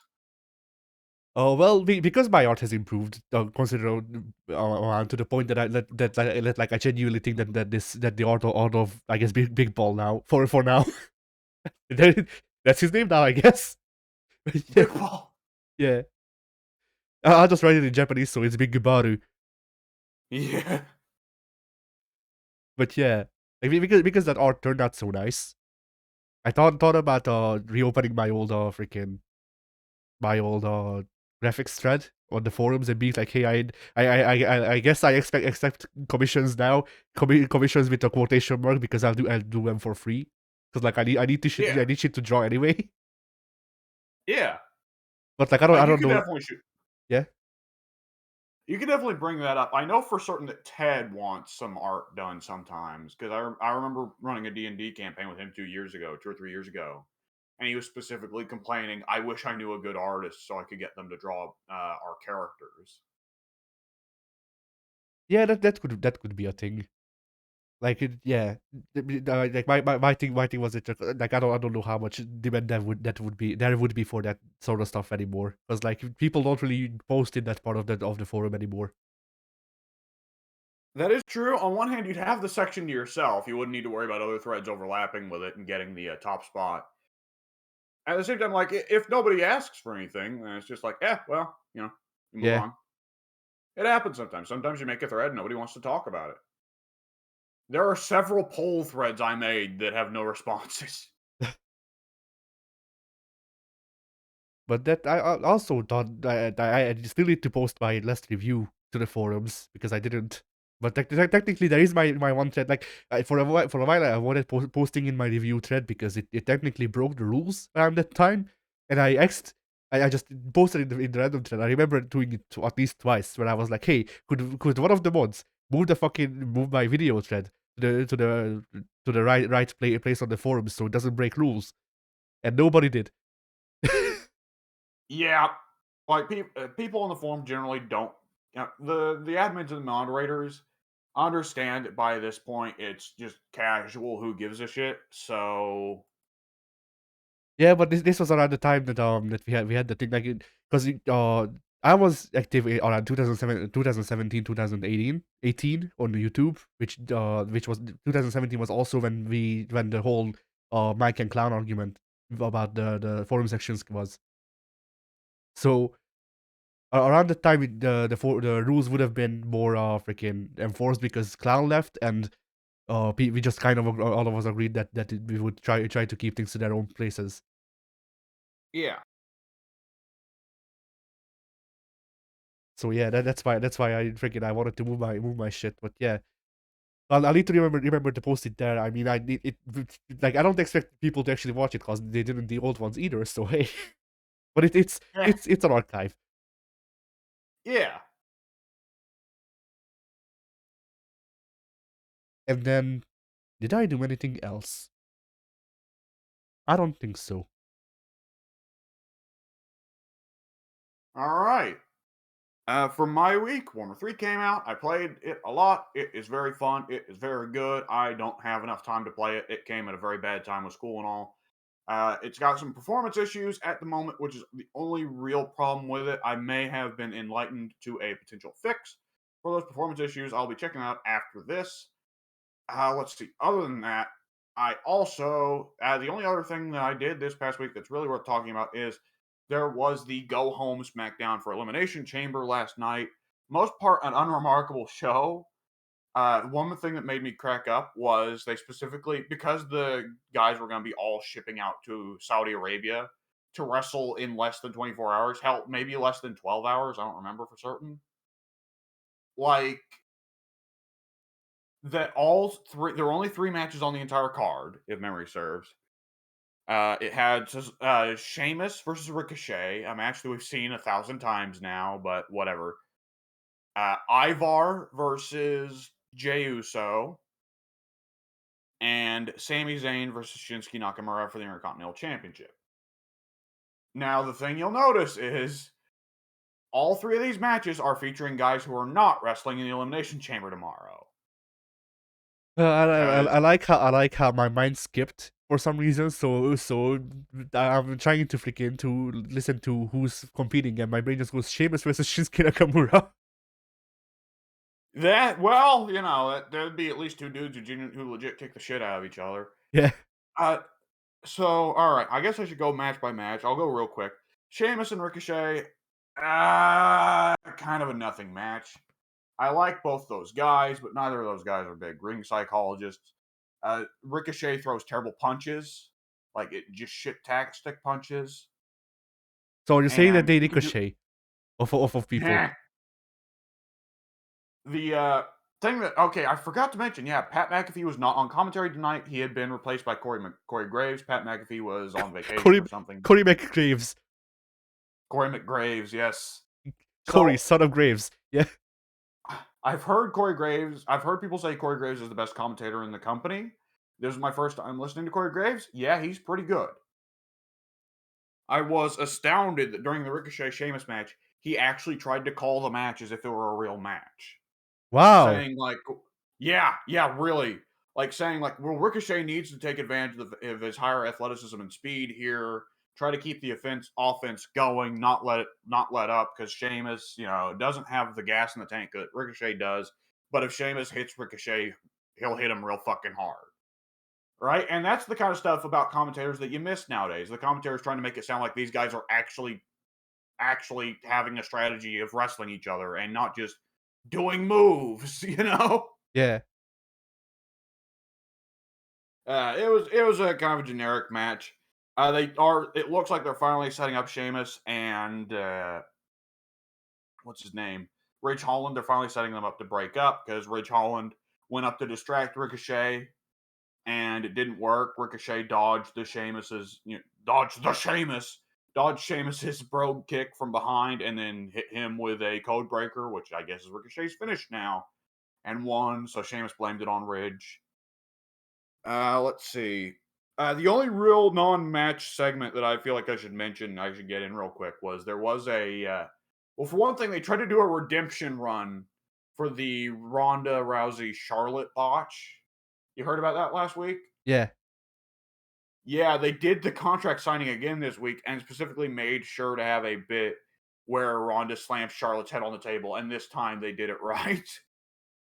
Nice. But yeah, bizarre to like call attention to it by trying to redeem it though. And the other They should have non-wrestling, just continued doing it. Like just yeah, instead of every starting. week, every week, Ronda comes out and slams Charlotte's face on a table. Doesn't Yes, matter if there ain't a but each table in the week, ring. Doesn't matter if Ronda or Charlotte's on for that night. but each week It'll happen. but each week she does it more than just each time it happens more. So like the Oh God. the second week she does it twice. Third week she does it 3 times. A year from now, it's just 2 hours of footage of Ronda repeatedly slamming Charlotte's face into a table. Yes. And, no, they do. They act like she. Oh, shit. Like I'm imagining they do that bit, and then eventually the table just collapses from the hits, and they just keep doing it like the table is there. At which point, it's just hair pulling. Yeah. Oh man, the other non-wrestling And then segment. Charlotte blades for the air. Yeah, and you can see her doing it too, Yeah. not even subtly. Yeah. Like father, like daughter. Oh man. The other promo segment that was actually worth mentioning was they had Drew McIntyre come out and be like, "Oh, Madcap Moss, you're a coward." Oh, Madcap Moss comes out and makes a stupid joke, and Drew McIntyre goes, "Oh, tomorrow I'll fight you at Elimination Chamber." And it's mostly a shitty segment, and you're wondering why the fuck is the pay per view match McIntyre versus Madcap Moss when Madcap Moss's entire role has been being Corbin's shitty sidekick that takes pins because they want to protect Corbin, so they have Moss take pins instead. Why would you make that a pay per view match? Like that is just so badly like that's stupid both from a like internal logic perspective and a wrestling logic perspective, like a writing logic perspective. Because everybody's gonna know that Moss has no chance of winning. It's just lambs to the fucking slaughter. But imagine if they See, do a swerve and then Moss wins. not only that, it's a squash. Yeah. Like McIntyre, the match starts. McIntyre punches Moss once in the face, and Moss does the fucking Hulk Hogan no sell, where he just You. sticks his head up, Yeah. and yeah, and the eyes light up, and he just points the finger in the face. You. Uh, and then and then McIntyre freaking goes into like an existential crisis from having been squashed and freaking reassembles the 3MB. Oh God. Well, they're not doing anything with Mahal, so And I'm sure Slater could use the money. yeah. Uh, but yeah, the really important bit from that was a rare instance of a WWE scriptwriter actually coming up with a good line, which is when McIntyre gets sick of Madcap Moss making jokes, he tells him from the other side of the fucking stadium pretty well. He tells him, "Tomorrow is the night laughter dies." That's a pretty good line. That's a pretty good line. I like Yeah. that. All right. The next match, let's see, Ivar and Jey Uso. Ivar's fun. Jay, the Usos are kind of blah, but Jay is the superior of their duo, so he was able to make it, something of a match. Ivar's just a lot of fun in that same way that Bam Bam Bigelow was. It's always cool seeing a big ass 300-pound bigger dude who is nonetheless very athletic and agile. Yeah. And the last thing I wanted to talk about, the match between Shinsuke Nakamura and Sami Zayn for the Intercontinental Championship. So Sammy's been the chicken shit heel for months now, and he's been pretty well just consistently coming out every week and being like, "Ha, huge bitch! I can't beat any of the faces clean," right? Yeah. And picking fights with Johnny Knoxville or something or other. And it's him and Shinsuke, and I was expecting, oh boy, here we go. Shinsuke's going to squash him, right? Yeah. Because part of the gimmick is, believe it or not, Rick Boogs got electrocuted by an open wire on a microphone last week. Kayfabe, by the way. They did the gimmick was that Sammy rigged the microphone to zap him, right? When he gave it to him. Yeah. And for one thing, it was just immediately stupid because it was the same shit they've done before. Where when Rick touched the mic, they piped in the stupid cartoon electric chair noise, right? Yeah. The Yeah. uh, And then and they Rick also Boogs put had to in fall. they also put in freaking like the old 90s lightning that you could do in like freaking the second edition of Premiere. Yeah. They put that on screen. Like they didn't even make it. They didn't even like try to make it look like it's coming out of the microphone and hitting Boogs. It was just on the screen moving. Yeah, it's not that there was an exposed wire on the microphone. It's just that God smited Rick Boogs. Yeah, he was sick of his Uh, shit. so we're going into the match. The gimmick is that Shinsuke doesn't get to have his manager, right? And what Yeah, I'm thinking is, the fuck is this match set up? The face is vulnerable because he doesn't have his manager, so now the heel can beat him. Like, hang on, I think we've done things the opposite of the way they should be done. So you're telling me the face is the cowardly bitch that needs the manager to protect him? Okay, whatever. Okay, so they come yeah. in and Corey Graves explains. Freaking. I was going to try and come up with a freaking with a dumb face and freaking and manager pairing, but I was just but my brain was like Hulk Hogan and Mr. Fuji. Yes, the greatest tag team. Hogan did have Jimmy Hart when he was a That face is in true. WCW. That is true. But I mean, Jimmy Hart was actually useful though. Yeah. Oh man, Fuji was so useless that when he managed Yoko, Yoko had to also be managed by Cornette. So Nice, Yoko needed two managers. nice. And of course, like a big part of why that is the really dumb thing of, oh well, Fuji's a dude from Hawaii who speaks perfect English, but we're gonna pretend he can't. So now Cornette has to speak for both of them. Yeah, you know, they, considering the time, I'm kind of surprised they didn't just freaking make Cornette go out and pretend to be Japanese. And yellow Jimu, face. Jimu Cornetto. Oh, Why not? It'll sell like hotcakes, yeah, they're still especially in shit. the I South. hope. Especially in the South. Yeah. I mean, okay. Honestly, they probably could have sold it in the South, from what I understand. Maybe. All right. So Sami Zayn versus Shinsuke. Match starts off. Punch kick, punch kick, punch kick. Sammy throws fairly good punches that don't like they look good, but they don't seem to actually hurt Shinsuke. Yeah, Shinsuke's the complete opposite. Shinsuke's punches and kicks look so fucking lame, but you can tell he's legit beating the shit out of Sammy because Sammy's getting like all bruised up and scarred up and getting a little bit out of it as the match goes on. All right, so Shinsuke's off to a fucking great start, but nonetheless, Sammy's a lot better of a wrestler, so Sammy's able to make Shinsuke not look too terrible. They go to the side of the ring. They have a spot where Sammy is sitting against the ring stairs, and it looks like Shinsuke is going to do the Kinshasa, right, which is the big knee to a seated yeah, opponent, right? yeah. They look like Shinsuke's going to Kinshasa Sammy against the steps, which would be fucking brutal, and if you ask me, too brutal for a face, but whatever. Sammy jumps out of the way, and Shinsuke Kinshasas the stairs, and credit where credit is due, Shinsuke made it look brutal, like he genuinely fucked up his leg doing that. The match goes on, and they have it for one thing. They get back in the ring, they start wrestling a little bit, but Sammy keeps genuinely focusing on the leg. They have a great spot where again Shinsuke thinks he can go for the Kinshasa, runs up for it, and right as he's about to connect, Sammy jumps up and does a drop kick to Shinsuke's knee that looked brutal. Ah, nice.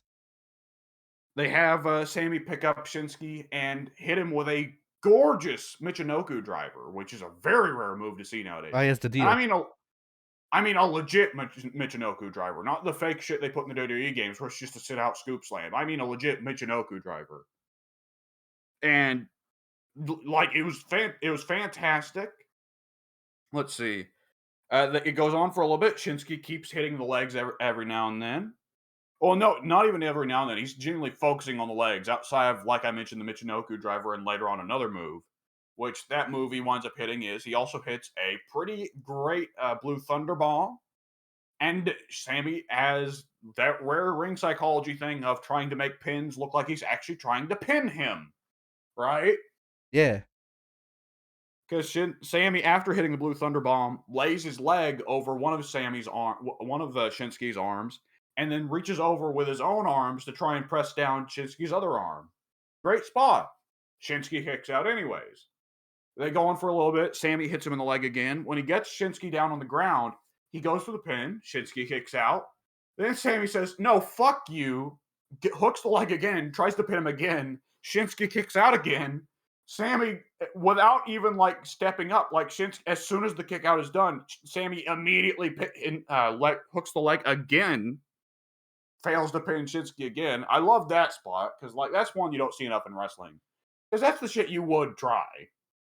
Like no motherfucker, lay down, lay down. Yeah. They go after that. Sammy gets so pissed, he slides out of the ring and like almost kind of Bret Hart style. It's not the proper one, but like he drags Shinsuke over to the ring post to kind of wishbone him against the ring post while Sammy's outside the ring, right? Yeah.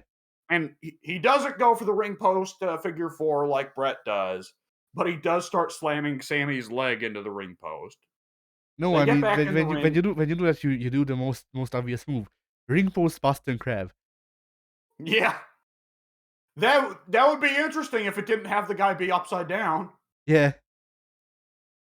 I mean, They I mean, get back. the thing with the reinforced with trying to do a reinforced bust and grab is that crab is that either way the guy taking the move is genuinely holding the other guy up with his crotch, and it would fucking destroy it. I think. That would be pretty brutal. Yeah. There's not enough groin focused moves in wrestling that aren't just explicit low blows. I always liked when Shawn did the teardrop suplex. You know. Yeah, I don't mind the leg drop that Hardy did because it's weird because in a couple of years I never really paid attention to how he does it IRL, but in a couple of games it was just a straight up blow, and in other games he like targeted I don't even know The what to gut. call it. Yeah, like it was the gut or like the inner thigh. Like it was close Yes. enough to the dick, but not the dick completely. Yeah, they have that in the day games now, where there's two different double leg drops. You got the classic Jeff one, and then the weird one where they leg drop onto the guy's legs, which doesn't make much sense as a move, but okay. I mean, the leg DDT is in the games. That That's is true. that's all I have to say. That is one of the worst moves in the games. Don't forget the spinning toe hold. Yeah, the Oh freaking man, at some point yeah, I should probably watch a Dory Funk match and see if that move was just as stupid in real life as it is in the games. probably. Yeah, people accepted some dumb shit back in the pre-golden age days of Yeah, wrestling. we need, if once and if we can get recording thing of a wrestling game going with our own like if we do like a universe mode or whatever or season mode or whatever, or not a season mode or GM mode together. One of us needs to make a CAW that we push to the moon who has the worst moveset. Like Yeah. I'm speaking nothing but like back rakes, low blows, eye pokes, freaking the spinning toe hold, the So leg far, this DDT. sounded like Hulk Hogan. Yeah, the leg DDT. Uh, Hulk Hogan would never do a back bump. He won't do that. yeah. No, he did a back bump once. Didn't he take a back bump for the Finger of Doom? I'm sure Hogan's done multiple back bumps. I'm just taking the piss out of him because he's an Yeah. easy target. What else are really lame moves in the wrestling games that like they don't work? I'd love to see somebody sell an eye poke with a back bump. They used to in the games. Oh my god. Don't you remember it? It was a move. You poke them in there, and they would freaking they'd grab their eye and then do a back bump at the same time. That's amazing. Yeah, I think that was Ric Flair's signature in Flair, '08. Flair, Flair had the eye poke into low blow combo ability in '08, and then at some point was it '09 or '10 or '10, '09 or '10 that they gave him the stupid fucking testicular claw. Ah, yeah. Did Flair? I've never heard of Flair doing the testicular claw. Did they make it move up? Maybe because I don't remember either. I haven't seen Flair do it, and I haven't heard about Flair doing it. So yeah, maybe. They certainly they certainly don't give it to him in the games anymore. Nowadays he just does grounded figure four or standing figure four. Ah, what about catching figure four? I'd love to see that, but I don't know if the spaghetti code will allow for catching submissions. Oh, it will because there you can do a catching label lock, catching yes Yeah, lock. yeah. Huh. It allows it, but they would actually have to figure out the mechanics of how you would do a catching figure four. Uh, I think it'd be pretty simple. You just do the classic double leg takedown. Yeah. The same way that the already existing standing figure four and standing sharpshooter animations are in this game. Ah, yeah. True. But Or the like classic. my brain is just like, okay, so the first guy does like a double X handle, and then the other guy does a fucking back salt and then turns it into a figure four in the air. Why not? Well, there's always bullshit you could make up with the custom finish, create a finisher back Yeah. in the day. I Oh I have man. 2 copies of 2011, so we may be able to record one of them eventually. Whew. I own both the PS2 and the Xbox 360 version. But 2011 really gives you the most capability to just make the stinkiest creative wrestler possible. Yeah. You know, I my favorite part of 2011 was how Bret Hart was DLC, so I don't have him on my roster. Which I mean, like I'm not as much of a Yeah, fan of Bret as most wrestling fans are, so I'm okay with it. But you know, yeah. So much of what made Brett great was not like the crazy promo stuff, but stuff that is harder to access nowadays. Like just go back and watch this whole feud between him and Shawn or him and Owen. It's like, oh fuck. yeah. Whenever I think of Uh, Shawn Michaels, I think of I don't remember if it was this year or last year. NL did their not last year then, but whatever. NL did their Rumble marathon, and Shawn Michaels was the first entrant in one of the Rumbles, and one of the guys goes, "I love Jesus." The other one goes, "He doesn't love Jesus yet. I love cocaine." yeah, that's pretty well Shawn's character arc. Yeah, Yeah, and that and nowadays it's I love hunting. So there you go, the 3 stages of Shawn. No, 4 stages. You got to start with I love Marty Jannetty. yeah, All right. So yeah. Anyways, back to the match. So yeah, they do the outside the ring, the wishbone spot. They go back in the ring. Shinsuke's able to push Sammy to the corner. Shinsuke gets pissed. He starts like wailing on Sammy against the ropes, and the ref starts saying like, "Hey, pull off him." And the ref actually manages to succeed because this is the new chick ref who is generally portrayed as being a lot more competent than the dude refs. ah, and then And she looks freaking she's getting the figure four. yeah, she he taps out. Now she's the Intercontinental Champion. Yeah, Hang on. And then they do this great spot where Shinsuke runs up to do the Kinshasa again on Sammy. Sammy catches the leg, like almost like he's setting up for a dragon screw, right? yeah, But rather than doing the dragon screw, Sammy just simply stomps on the back of the knee of the remaining leg Shinsuke was standing on. It nice, looked it looked fucking brutal. Sammy pins him. Sammy wins clean. Beat the. nice. It was a much more fucking great match than I could have expected anyone would have pulled out of Shinsuke. Shinsuke was definitely the worst part of it, but Sammy was able to work around him and make a good match anyways. I am shocked that the heel beat the face clean, but given that the face in this case was Shinsuke, I don't mind. A lot of cool moves, cool story, and I this is just a minor thing for me. I love that every now and then we can still have matches that don't end with a finisher. Yeah, Because unless Sammy's new finish is to lift up one leg and stomp on the back of the other, yes. it didn't. Sammy never got to hit the hell of a boot or the. Well, they definitely don't let him use the brain bust anymore. But I don't even remember what else they let him use as a finish in WWE. The games have ruined me because when you said that he didn't do the dragon script, dragon screw leg whip, my brain just went, okay, capture Testplex it is then. Yeah, Just fucking that yeah, that would be cool. yeah. Yes. I mean, I don't. Would Sammy be strong enough to be able to just fucking throw Shinsuke at it like that? No. No. No. Like, you think of most of the suplex masters of wrestling history, like Taz or William Regal. The thing they pretty well all got in common is crazy core strength, right? Crazy Yeah, leg strength. Because, like, both Taz and Regal, when you looked at them, fantastic, like, massive torsos, massive legs, noodle arms, right? yeah.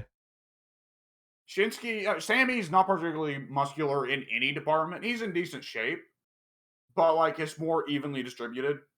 Maybe he would have come up with a new wrestling move called the Test Driver, like Where the he Tiger fails to Driver. fully lift Shinsuke and kills him. Yes. Where he tries to do a capture Testplex, but Shinsuke breaks his neck instead.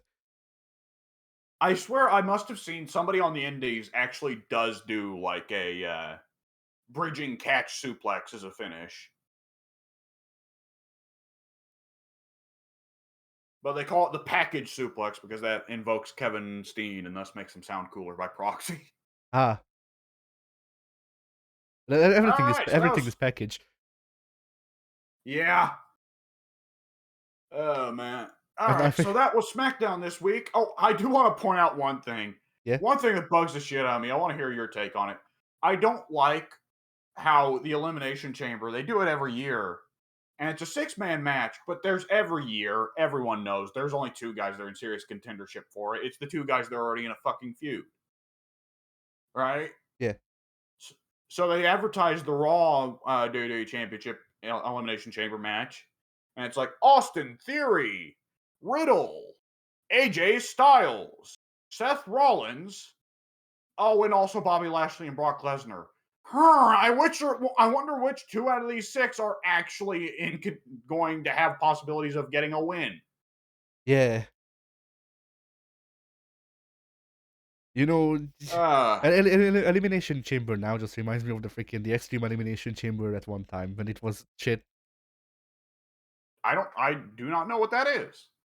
On WWE ECW, they had an Extreme Elimination Chamber for the championship. That was Punk, RVD, Sabu, but Sabu got taken out because Vince didn't like him or something. I forget what the actual reason was that he got written out. But Sabu, Big Show, Probably because Sabu called Vince short bus. maybe. So yeah, Big Show, Test, I wanna say, and Lashley. I don't know how many people that was.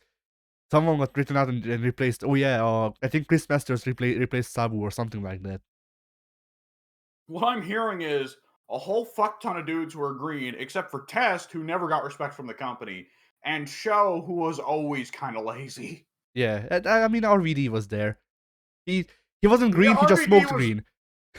You know. he smelled green.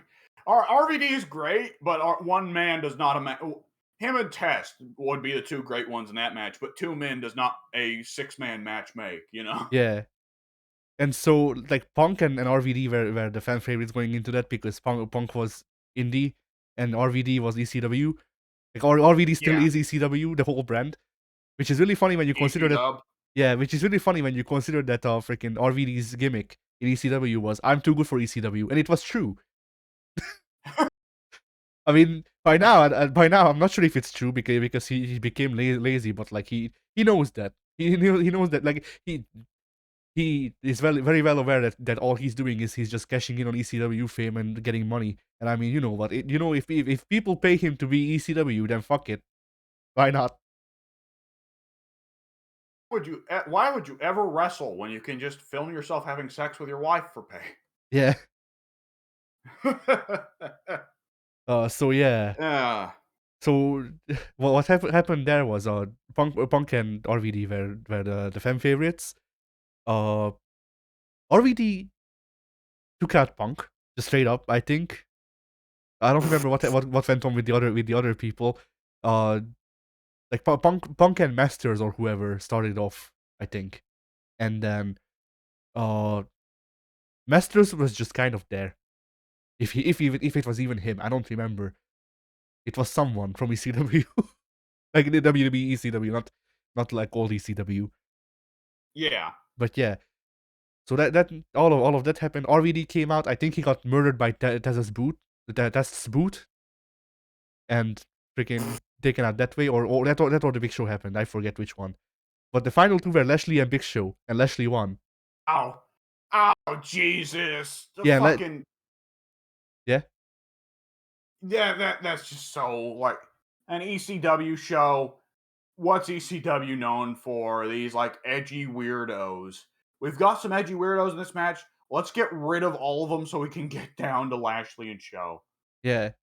And the best part was this was like I think maybe 2 weeks or a week before the show got canned. So Lashley was the last WWE ECW champion. Really, it was him and not Christian. I think it was him. I forget. Let me check. Huh.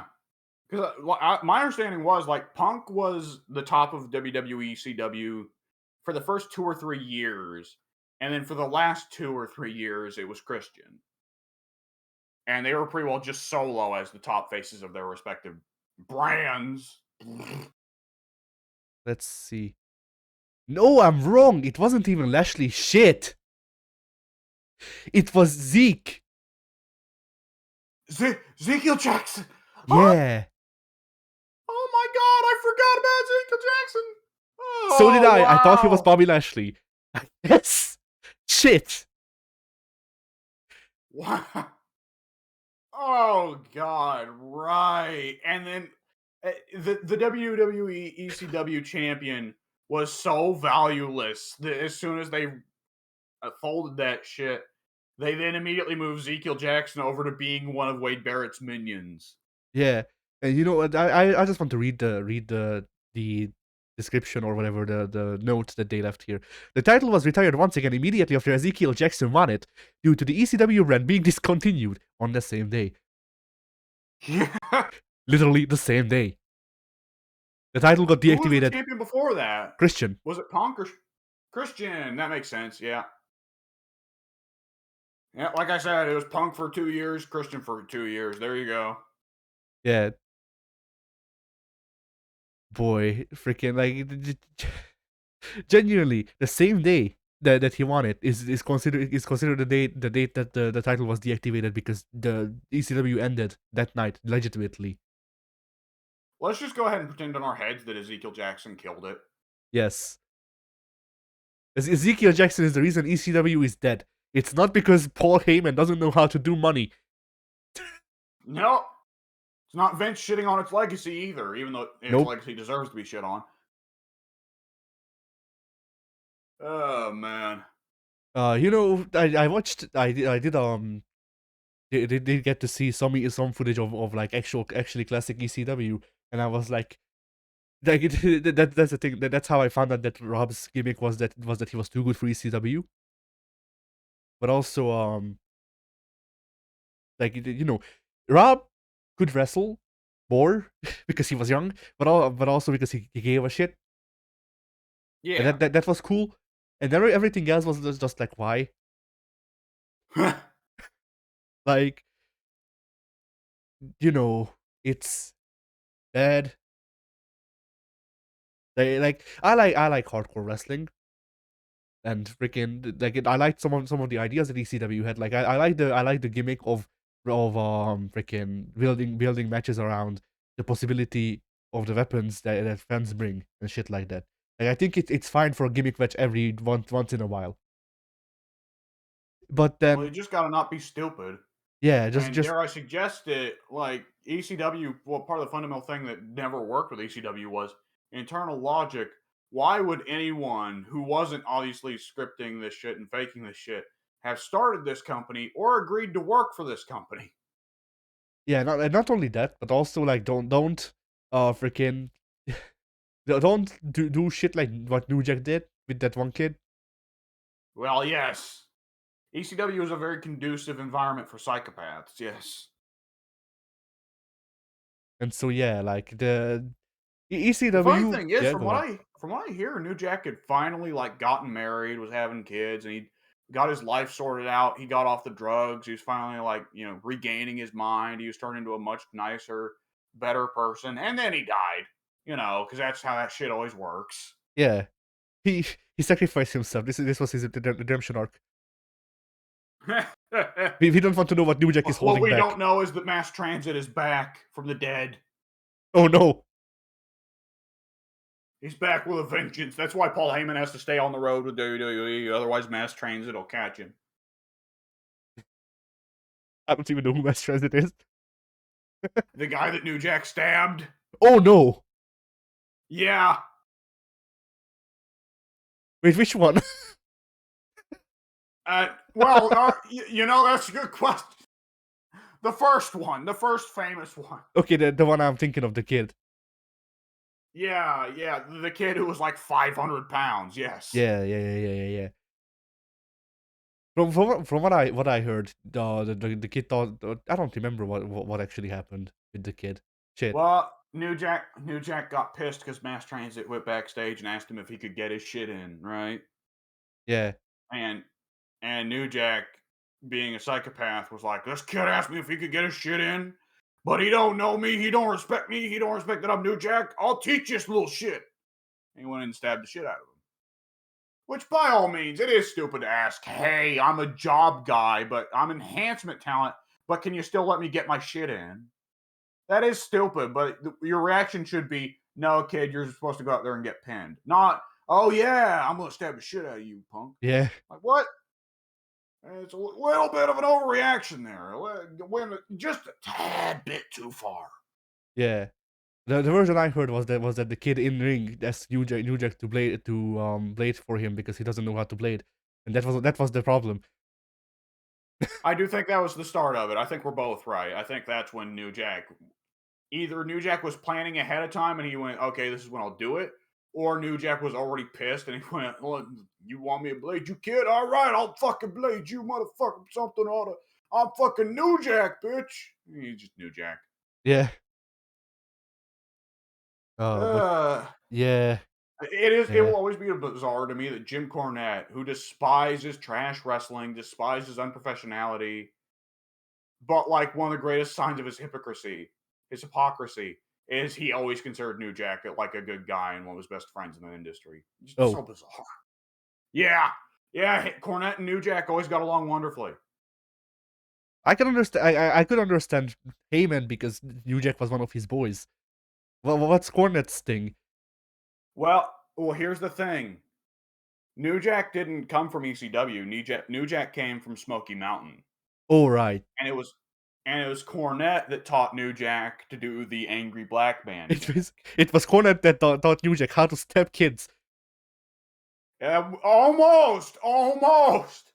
The most infamous thing New Jack did in Smoky Mountain was at one point he came up with a prop and Cornette approved, where him and his tag team buddy, who was some dipshit that nobody cares about, came out to the ring holding a doll, a white baby doll that they were holding on a noose. Oh, And I and the crowd just lost their fucking shit. And you know how old school Cornette is. He's like, yeah. "Oh yeah, this is great stuff. Fucking keep doing it, fucking Jack. Fucking yeah."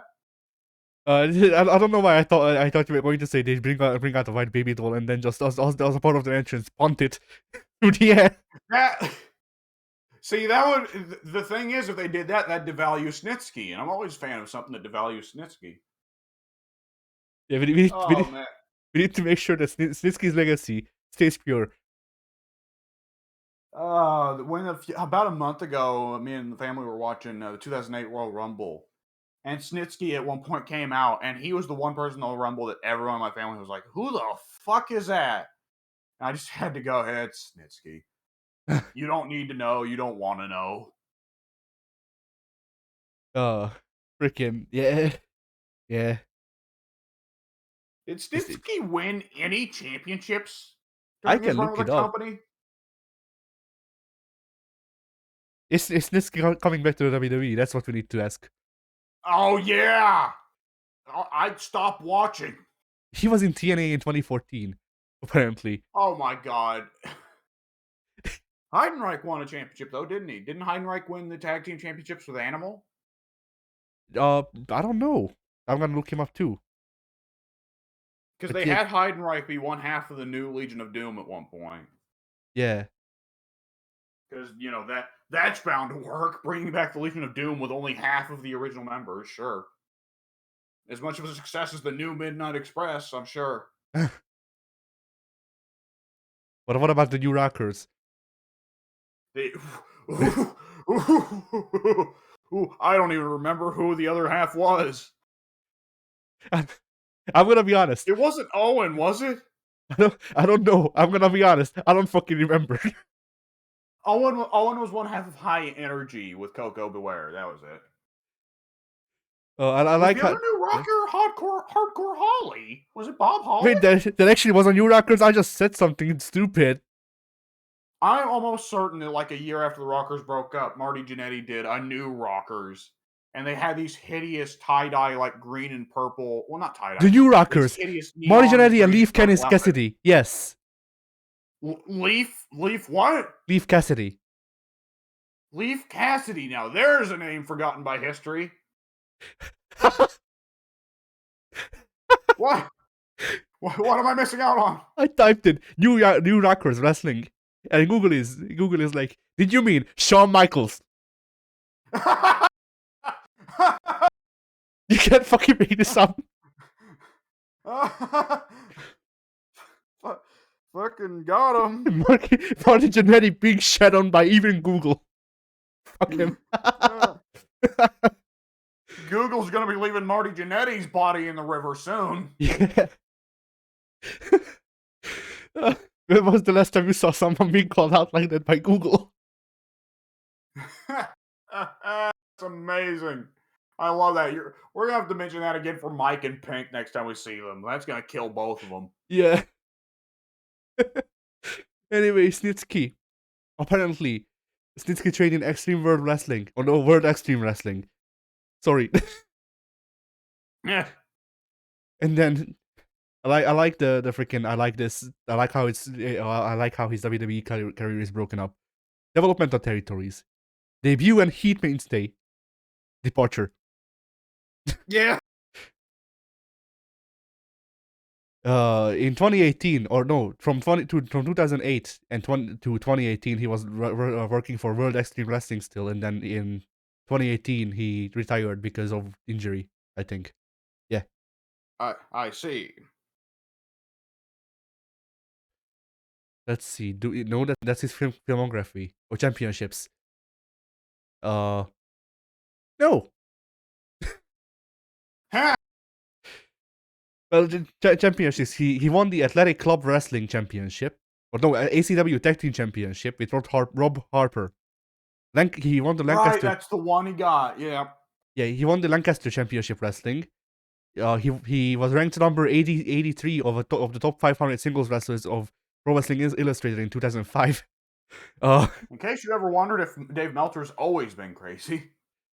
He won the Right Coast Pro Heavyweight Championship, and then he won the World Extreme Wrestling Ultimate Heavyweight Championship, Heavyweight Championship, Tag Team Championship, as well as became a Hall of Famer for them in 2013. Meh. Well, if you get to be the king of the smallest pond, I guess there's some pride in that. Yeah. All right. Snitsky, or not Snitsky, Heidenreich. Let's see. Okay. Okay. Heidenreich wrestled his first. Heidenreich wrestled his first match since Okay, let me do my narrator voice actually. Heidenreich wrestled his first match since 2009 for New York-based promotion Warriors of Wrestling on June 11th, 2016, against Juba. The match ended in a double disqualification. On November 12th, 2017, Heidenreich won the 302 Wrestling Heavyweight Championship. However, the title was immediately retired after his win.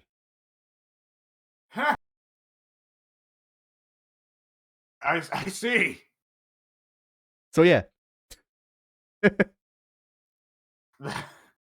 Yeah. Oh man, that's always the great example of just indie garbage outlaw show. Is we got this minor who gives a shit guy from WWE to come in, but he refuses to lay down, and his opponent also refuses to lay down. So they're gonna have to go to double disqualification or double count out. Yeah.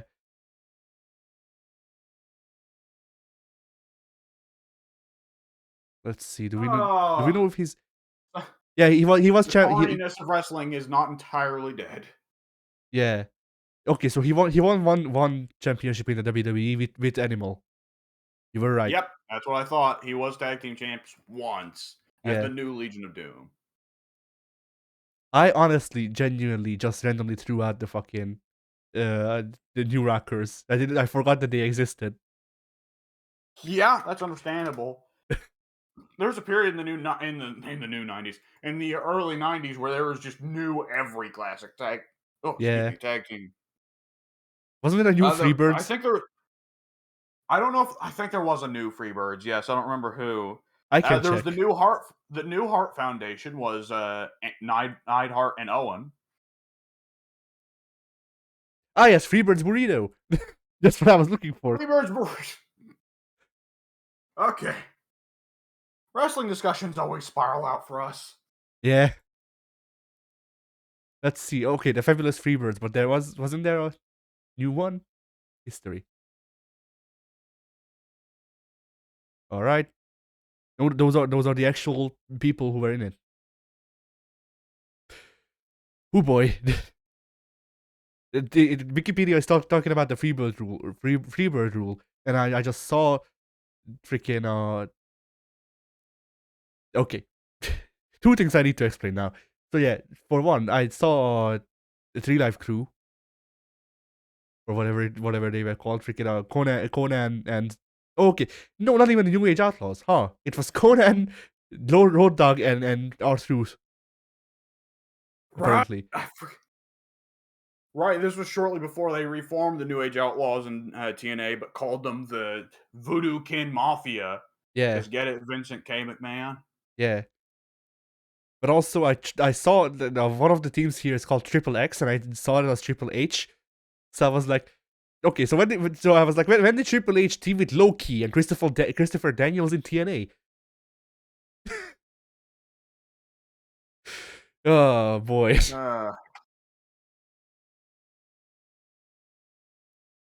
So anyway, I believe we can call that a podcast, and I'm mostly saying that because I need to go to the bathroom. well, I have a couple of memes. I think maybe literally 2, 3 actually. All right. So yeah, Valentine's Day happened, and I was going to post this on Valentine's Day, but I didn't know if it would be freaking misunderstood. So I'm posting this into pictures. Okay, let me zip on over to pictures then. But I like this card. I see. I also like this. I mean, both of these are probably getting removed after they're done. Me watching these Oh, stars. I see. Yeah. Okay. There's also this. That one can stay up.